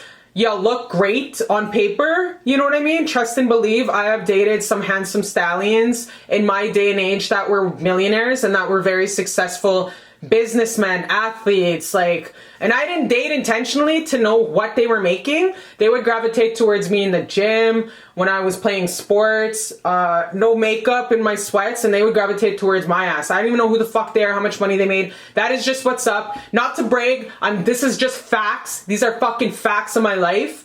So, you guys, when hurt people are hurt people, I can tell you from my own life experience, no matter who they are, owners, CEOs, bosses, if a person is still unhealed within their childhood trauma, within their heart chakra, they will not know how to love properly or in a healthy way. I don't care if you're 40 years old, 35 years old, or 60 years old. If you don't deal with the remnants of the past, the childhood traumas, you will not love in the most healthy, reciprocal manner. So that's what I'm kind of seeing here, is he's really looking back at his actions towards you in the past with this union, and he's now taking ownership of the paining on you. Like, hurt people, baby. So now he's looking back and he's like, fuck, I should have treated her better because I was just expressing myself from a baseline of pain. Because, you know, he was paining on you because he didn't know how to love. Wow, you guys, this is some intense stuff here. We're unpacking some intense, we're really getting down into what's up with this guy. Yeah, I'm salty. What the fuck do you expect? So perhaps in the past, you guys, obviously he wasn't loving you the right way because he didn't know how. Hurt people. And he was paining all over you, taking advantage of your love, taking advantage of your kindness, because he didn't know how to love you. It was like, hurt people. Some people die, masculines can die at 7 years old, never learning how to love somebody, you guys. So you acted accordingly, of course, and you also expressed yourself from a place of pain because he did hurt your heart. So you blocked him, you put down some healthy boundaries, you broke it off with him, you cut him out of your life in some way, shape, or form. So, of course, he's butt sore and he's salty and shit. Trust. Bet he's fucking salty. He's butt sore. You dumped his ass in some way, shape, or form. I don't know what you did. So I'm going to flip these and we're going to get deeper into what's the tea. What's the tea? What's the motherfucking hot kettle here? All right, what do we have? Okay. Oh, wow, you guys, this is intense.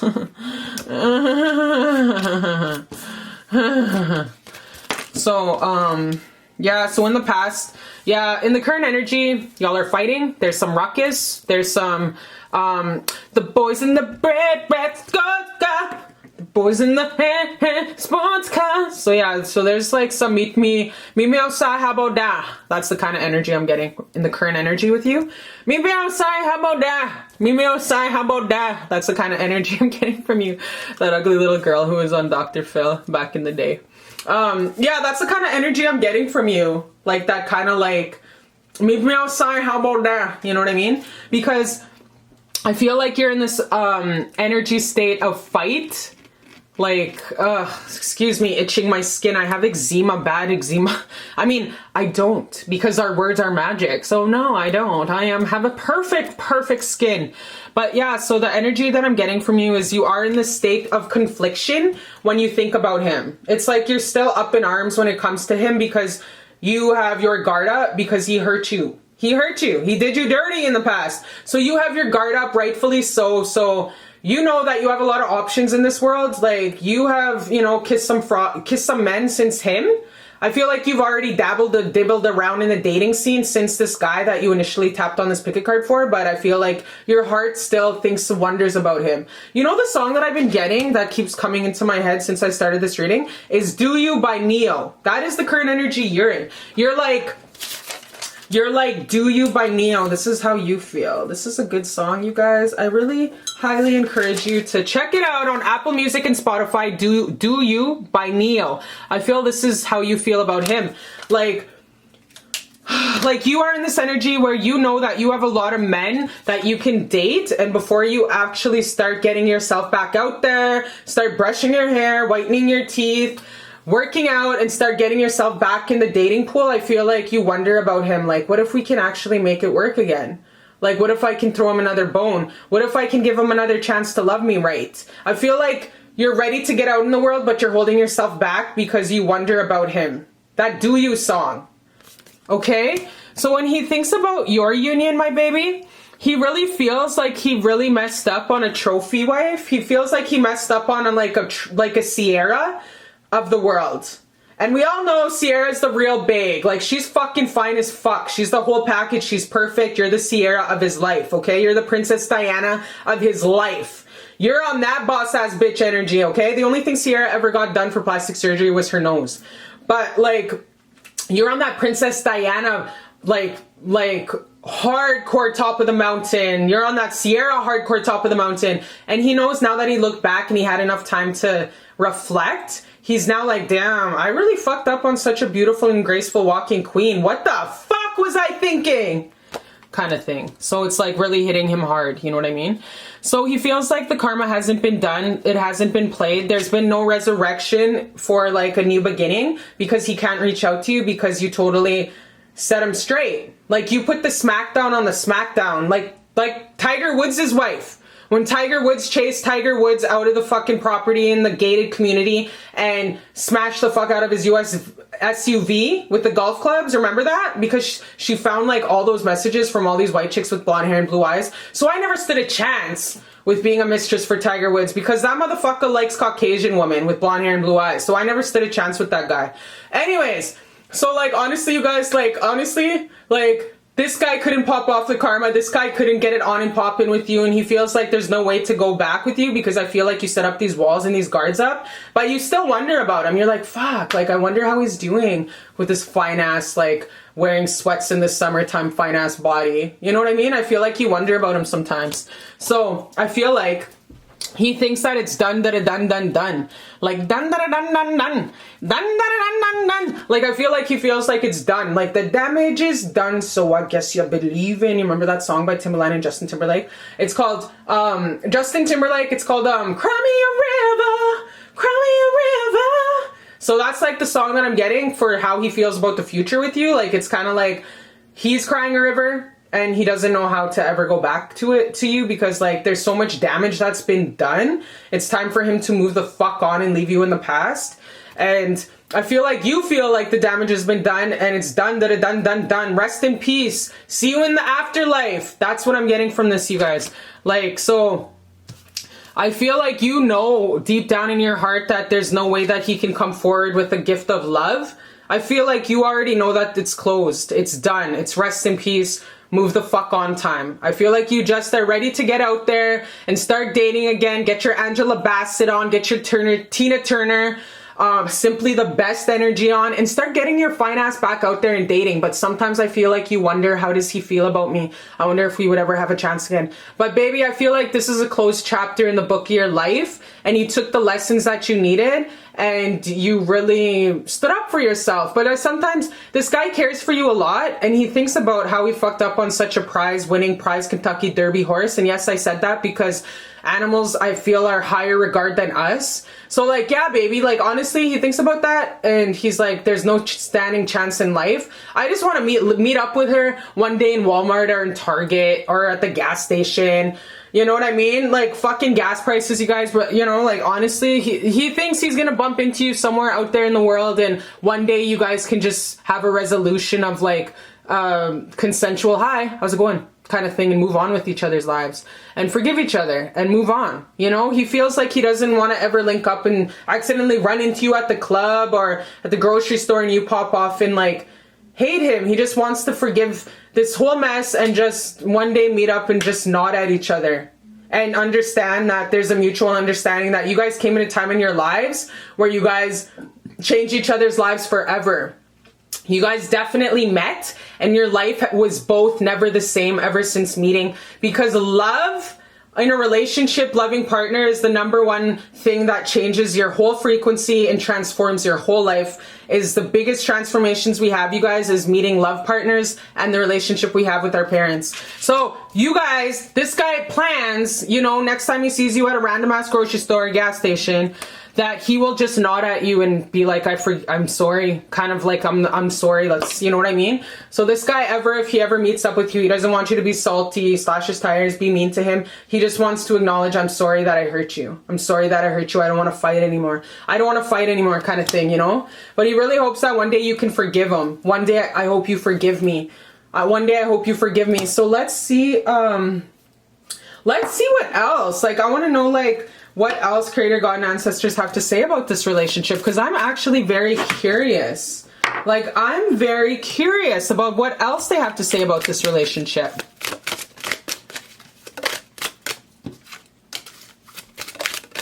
Ooh. Ooh, damn, they're flying, you guys. Like, why? Why are you flying? Okay, so maybe you guys met at work. Maybe he's a coworker. Yeah, wow, you guys, maybe he's a coworker, somebody that works in the justice field. Perhaps you guys linked up. Maybe maybe you met him in, like, maybe you wrote him your pen pals through jail is one that I'm getting. I'm getting a lot of work though. I have a feeling you guys met each other in a work environment, conference, something that was like a conference, maybe like a weekend at the work, you know, when you have to go on those weekend conferences and stuff like that at a casino. So it's kind of like work mixed with pleasure. I have a feeling you met this guy through a work employee, a coworker, somebody of that nature, you guys. So let's see what else Creator God has to say about this relationship. Thank you, Creator, for thank you, beautiful angels, too much for all of the beautiful messages that come through. Thank you, angels. Angels with the most unconditional love and light and beautiful love. Like, let's see what else your angels have to say about this relationship. Keys on a ring. Keys on a ring. Keys on a ring. So yeah, where's that one? Because I'm your product dancer, dancing for money, doing woo. And one more, please and thank you. Yeah, so, yeah, just focus on yourself, because this is what they got to say about this. This has been a long gone relationship. It's done. Let it rest. Let it be in the past. Take the lessons you learned from it, because, you know, you do have a lot of options in your life of, like, men, stallions that will definitely be so blessed to wine and dine and 69 your beautiful fine ass. You know, you're going to definitely watermelon head some couple people here up in the coming energy here. So don't sweat it. Just let this guy go now and release your energy from him, because you subconsciously, each time you check on somebody, you guys, from the past, you're subconsciously still holding a cord with them. So what I want you to do is I want you to pull the fucking cords out of this relationship now and stop checking up on his energy, because you're self-sabotaging your future soulmate from coming into your life. You're self-sabotaging a beautiful lover who's just dying, praying for your ass to come in, asking God, where the fuck is my love of my life? Where's my wife? You know what I mean? But you're cock blocking the soulmate coming in because, like, you're holding on to this person from the past because you keep checking in. And the emotional 5D life, you guys, is just as fucking real as the physical plane. So don't think your thoughts are not real, because they're as real as the hand right in front of you in this camera. So yeah, so no, baby, in order for you to move and find the soulmate of your life, giving you the reciprocal, beautiful, healthy, healed love you deserve, let go of this guy now. Go on my pull the fucking cord out of your body and heart video that I made a month ago. It's like five 5 movies away from this one, and go on it and pull the cords from this guy, because I want you to get him out of your auric field, because you're cock blocking a soulmate that is just praying and asking God where the fuck you are too. Okay? Because yeah, this guy did you dirty. He was a snake. Not a snake in the grass, but like I said, hurt people. This guy fucking hurt you. He stabbed you in the heart. So let it go now. Let it go. He made you feel like you weren't enough. He made you feel less than. And baby, you don't deserve that. You deserve someone who makes you feel like a grand gestured queen. You deserve someone who makes you feel like Dorothy off the Wizard of Oz when she finally clicks her heels and says, Kansas, Kansas. And that fucking fairy was like, you were home. Like, you were home this whole time. All you had to do was click your feet. And then she's like, really? I could go home anytime? She's like, yeah, bitch. You could have just clicked your fucking red heels. So like, you guys, this is the yellow brick road, and this is me saying, let it go now, because you're self-sabotaging. This guy made you feel like you're not enough. You are more than enough. You're a walking God. You're gorgeous, and you're beautiful. You're a GQ motherfucking model to many men. So best believe, I don't give a shit if you're 60, have cellulite, and you may have got some C-section scars. I don't give a fuck. You have many men that would just love to wine dine, kiss your ass, and like honestly lick fries from your belly, okay? Yeah, so in the meantime, pull the cords, date around, and have a lot of girl time, girl talk. Go to those wineries, book those beautiful excursions on the mountains, go hiking, get lost for a week, wash up on shore, do whatever the fuck you need to do to have fun and live a little, okay? Spend some girl time, but let go of this guy, okay? So, I love you so much, my baby. I love you so much. And I'll see you next time on Beautiful Love Tarot.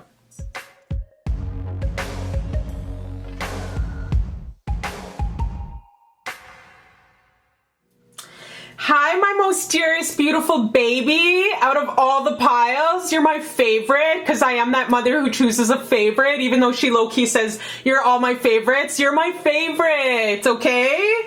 So, this is for my beautiful baby who chose pile number 6. How is my love bug feeling about me? How's the person on my mind that I clicked on this motherfucking pick a card for feeling about me? Truth juice, straight no chase, like authentically, I don't give a fuck if I hurt your feelings or not. Like, I'm that auntie, okay? So let's get into it. How's your person feeling about you? Deep down in their heart space, that they don't tell Jamal down at the tire office. They don't tell Takesha, your sister.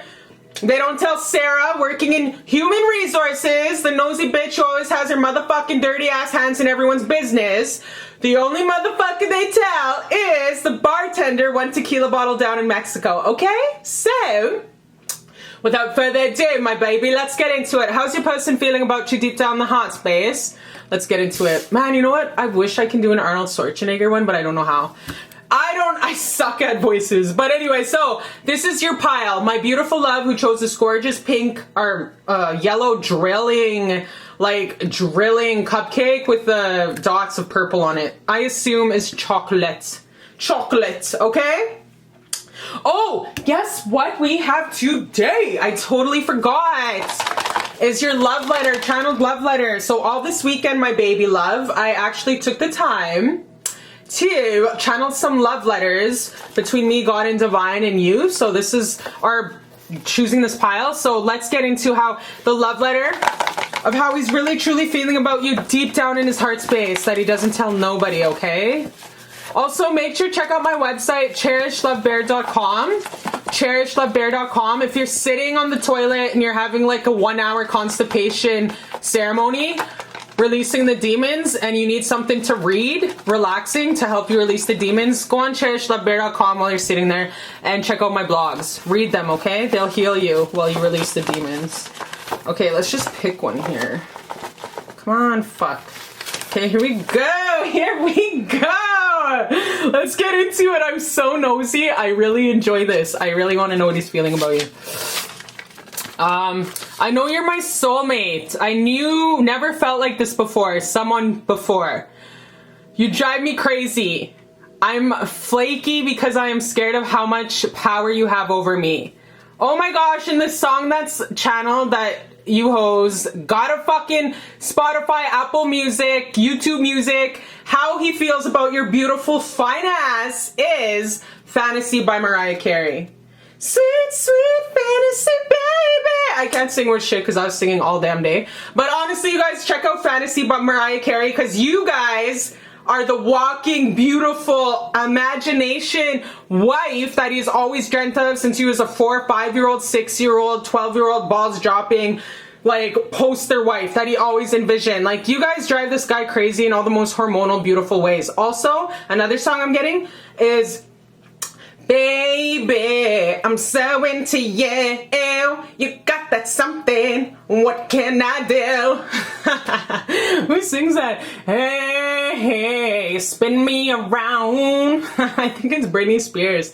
Oh, it is. I think it's called You Drive Me Crazy, but it feels alright. Baby, thinking of you keeps me up all night. Okay, you guys got, okay, that's another song I want you guys to check about how your homeboy, how baby boy here is feeling about you is Fantasy by Mariah Carey and You Drive Me Crazy by Britney Spears. There's only a couple queens in this lifetime that's up there, and Britney is one of them, okay? She beat MK Ultra, that she's been battling her whole entire motherfucking life, and she has beat her asshole parents, her using, abusing parents. Yo, fuck that saying blood is thicker than water. Blood is not thicker than water, and fuck anyone who says that, okay? So, anyways, my baby, that doesn't apply to a lot of families, probably 80% of families walking this world. How do I know? Because I counsel for a motherfucking living, okay? So yeah, he's been flaky and really like really hot and cold because he's scared of how much power you have over him. So right now, baby, it's like a dream. It's really like he's envisioning you in every single kind of formal, beautiful setting, whether it's taking you to his brother's wedding, taking to his mother's graduation at 65 years old because she just got a master's program, or 70 years old in doctor program, you know what I mean? Yo, when you are past 65 in Canada, you guys can apply to any college and go to college and get your PhD for free. I work with an 80-year-old woman named Kathy Young, and she just got Employee of the Year out of 2,000 workers. It's fuck age, you guys. Age is just a number, seriously. Anyways, let's get into further how your person's feeling about you deep down in this heart space. How the F do you not miss me? Wow, you guys, this is crazy. This guy's thinking about you all the time. Perhaps he has placements of Aries, a lot of Aries and Venus, Aries, Sun, Moon, Rising, North Node. Like, he's a really Aries Emperor energy. And he's like, very conquester. He's a conquester. And he's just like thinking about you all the time with fire and passion and heat, wondering, he misses you so fucking much and he gets riled up when he thinks about you. How do you not even miss him? How is it even possible? Is what he feels. I will reach out soon. I'm just healing. I will reach out soon. I'm just healing. I promise you, I will put out every day if you take me back. I fucking love you. So another song by Britney Spears is I'm a slave for you. This is how he's feeling about you. I'm a slave for you. Like, he's like literally a fucking slave. Like, he's ready just to come out and put out in every single way possible and satisfy you from the back, from the front. Like 3 double shaking, earth shattering, you fall off the bed and you're fucking snatched from your soul and have a massive heart attack kind of orgasm, okay? That's what he thinks about when he thinks about you. Like, he's gonna come towards you and promise, best believe, this guy is going to make up to you in all the best ways. Because he knows that he really fucked up in the past. Or not fucked up. I'm not seeing a fuck up, you guys, in this pile. I'm seeing a lack thereof. A lack thereof. A lack of action in this pile. Yeah, I'm just not seeing a major heartbreak in the past. That's not the energy I'm picking up on. I feel like it's just a lack of action, if anything. Lackluster at best. So let's get more into what the hell's going on here.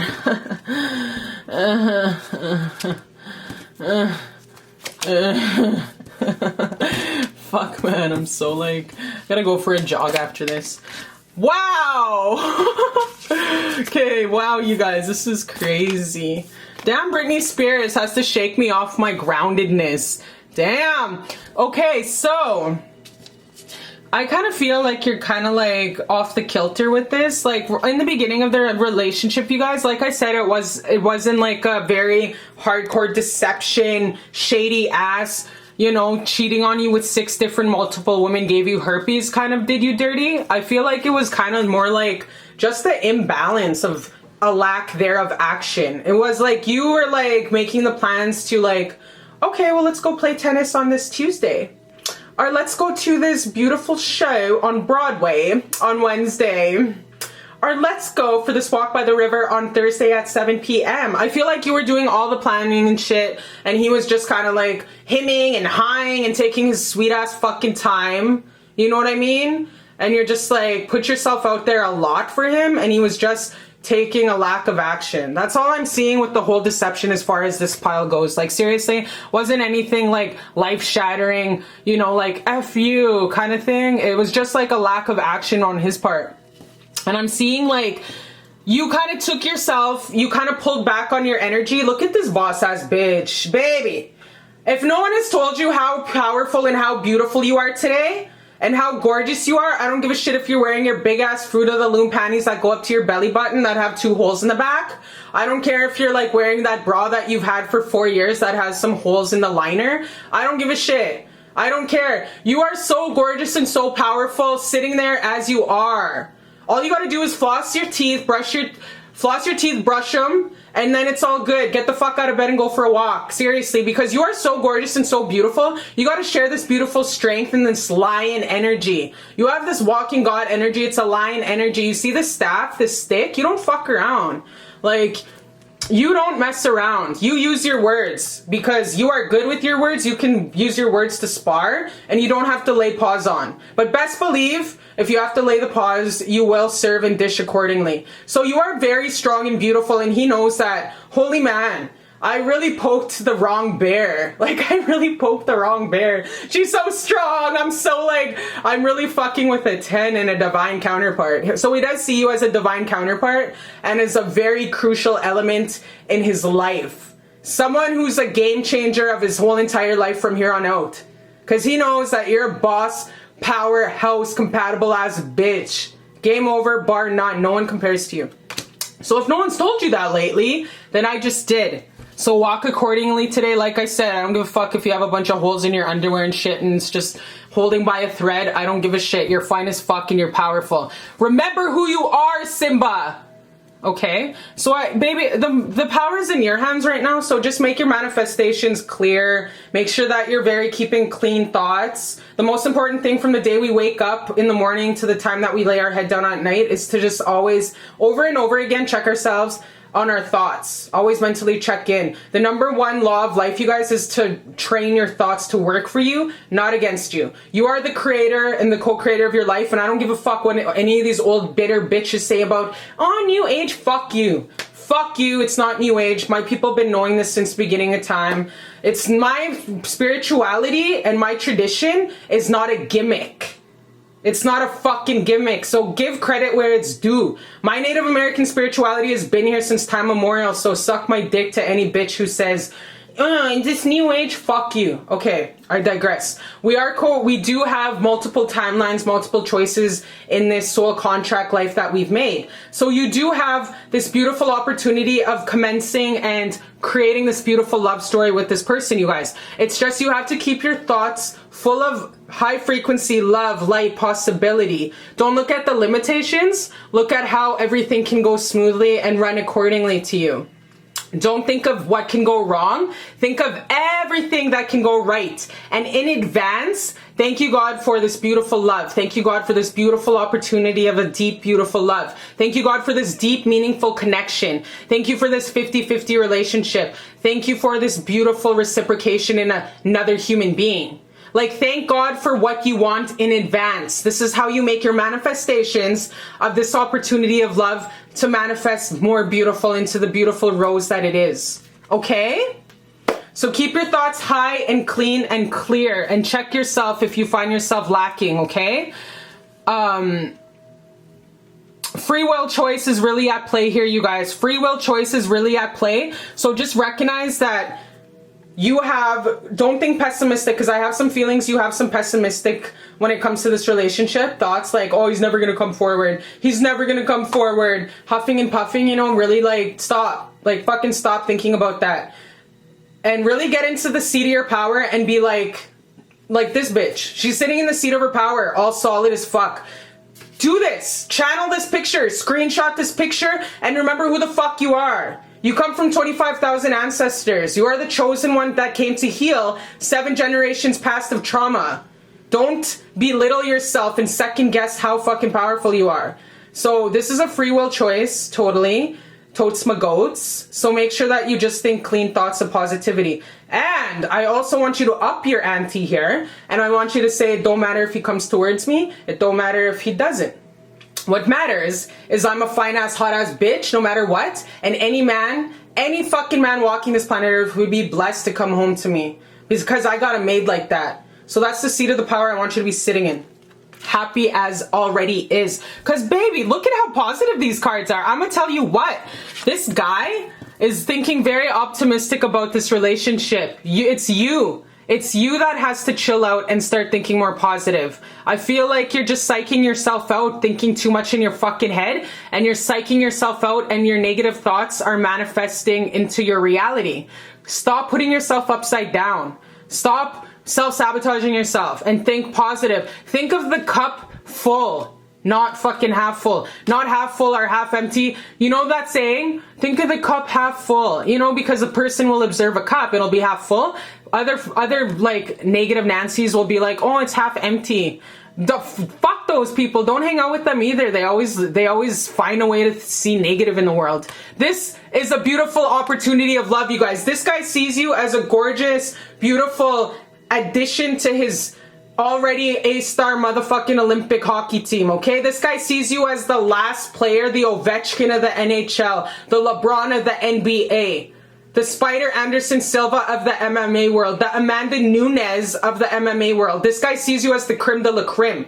So don't self-sabotage with your negative ass thoughts, because you're starting to self-sabotage this relationship because you're starting to think negative. Have patience. Have patience and know that this guy is going to come towards you and he wants to unionize and get official and reciprocate all the love that he has for you. It's just going to take some time and some patience on your part because you're being a real negative Nancy right now and you're being impatient. So check yourself.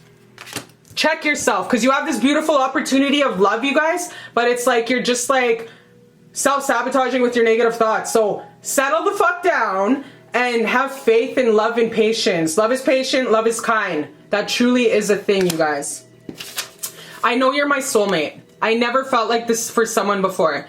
You drive me crazy. I'm flaky because I am scared of how much power you have over me. So this guy has all these beautiful feelings for you guys. Like, look, these are the 2 most beautiful cards ever in the whole entire world of existence, mankind, for the last 25,000 years since dinosaurs went extinct. Seriously. Like, you guys have this beautiful love here and you just keep thinking negative. This guy's just thinking that you're a soulmate and he loves you. So please, think positive, my love. Think positive. Seriously. Let's get some more advice from Creator God for you. Yeah, see?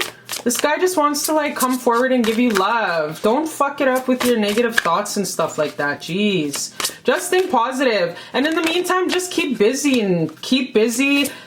Go for exercise walks with your crazy girlfriends. Take your crazy ass recluse auntie that never goes out and shit. Go put her on christianmingle.com without telling her. Like, live some life a little, you guys. Seriously. Aw, see, your wishes are going to come true. The dawn will break through, you guys. Your advice in the meantime to really heal this discrepancy, because you are kind of putting yourself in a nutshell because you're thinking negative about this union because you're impatient, is just settle down and know that this relationship is going to have progress and your wishes are going to come true, you guys. Look at the sunshine. A new dawn will come in this relationship, you guys. You guys just have to be patient and trust the process.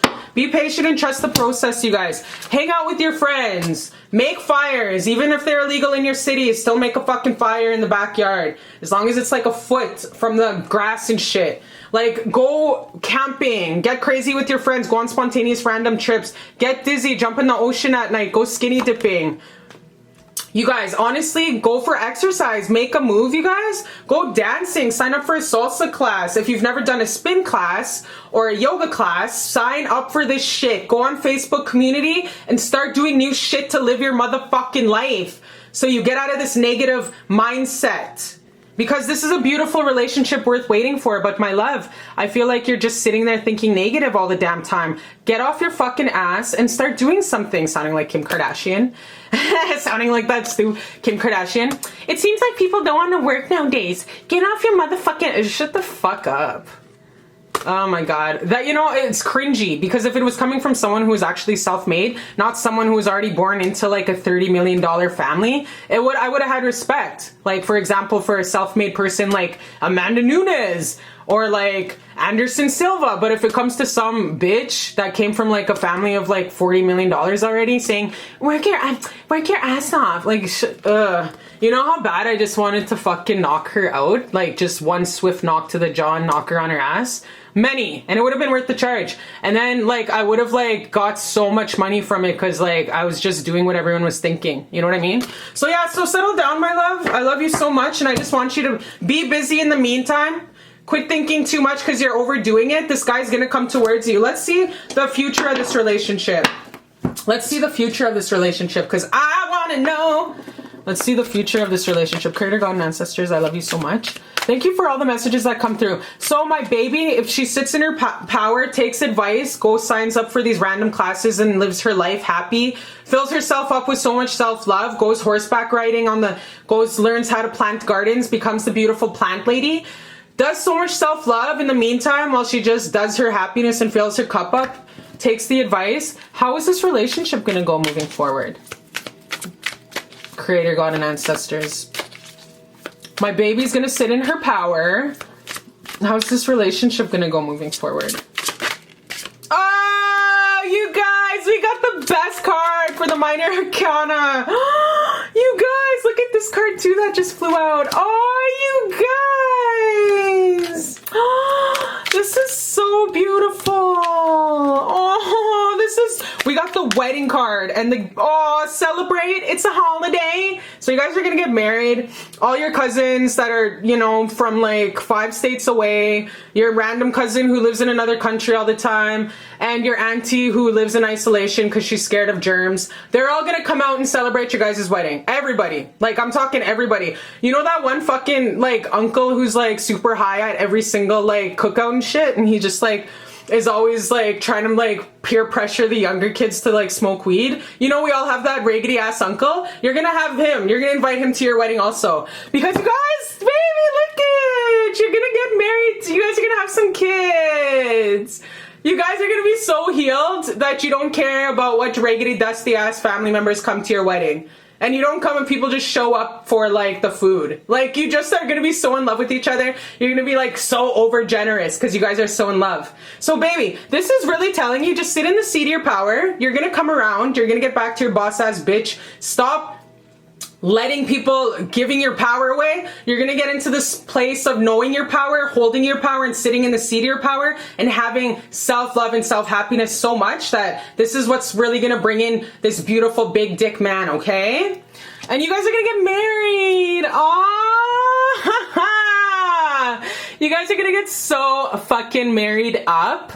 It's not even funny. Like, you guys are gonna get married the fuck up. Like, oh my gosh. You guys are gonna be so cute and gorgeous. You guys are gonna be talk of the town. The talk of the town. Oh, you guys, this is such a beautiful freaking reading. Once in a while in the future, you'll feel like when you guys get into little arguments and stuff like that, just see it from all perspectives. Because I know you like to pop off. But baby, just see it from all perspectives, you know? And yeah, this is freaking amazing, you guys. So just take time, be patient. Know that this guy loves you. He sees you as his soulmate. And love is patient and love is kind. So in the meantime, don't reach out to him. Don't text him. He's going to come back to you. He's going to reach out to you. Why? Because he already sees you as his wife and his baby mama. And he's going to reach out to you. Don't text him or anything. Just sit in the seat of your power. And when it comes to you, it'll just be like a beautiful, happy blessing on your already beautiful, magical Barbie world. Okay? All right? So my love, go party with friends, go party in bullshit, go steal some cars, go and save some puppies, go do what you gotta do to live your life, okay? I love you so much, and I'll see you next time on Beautiful Love Tarot.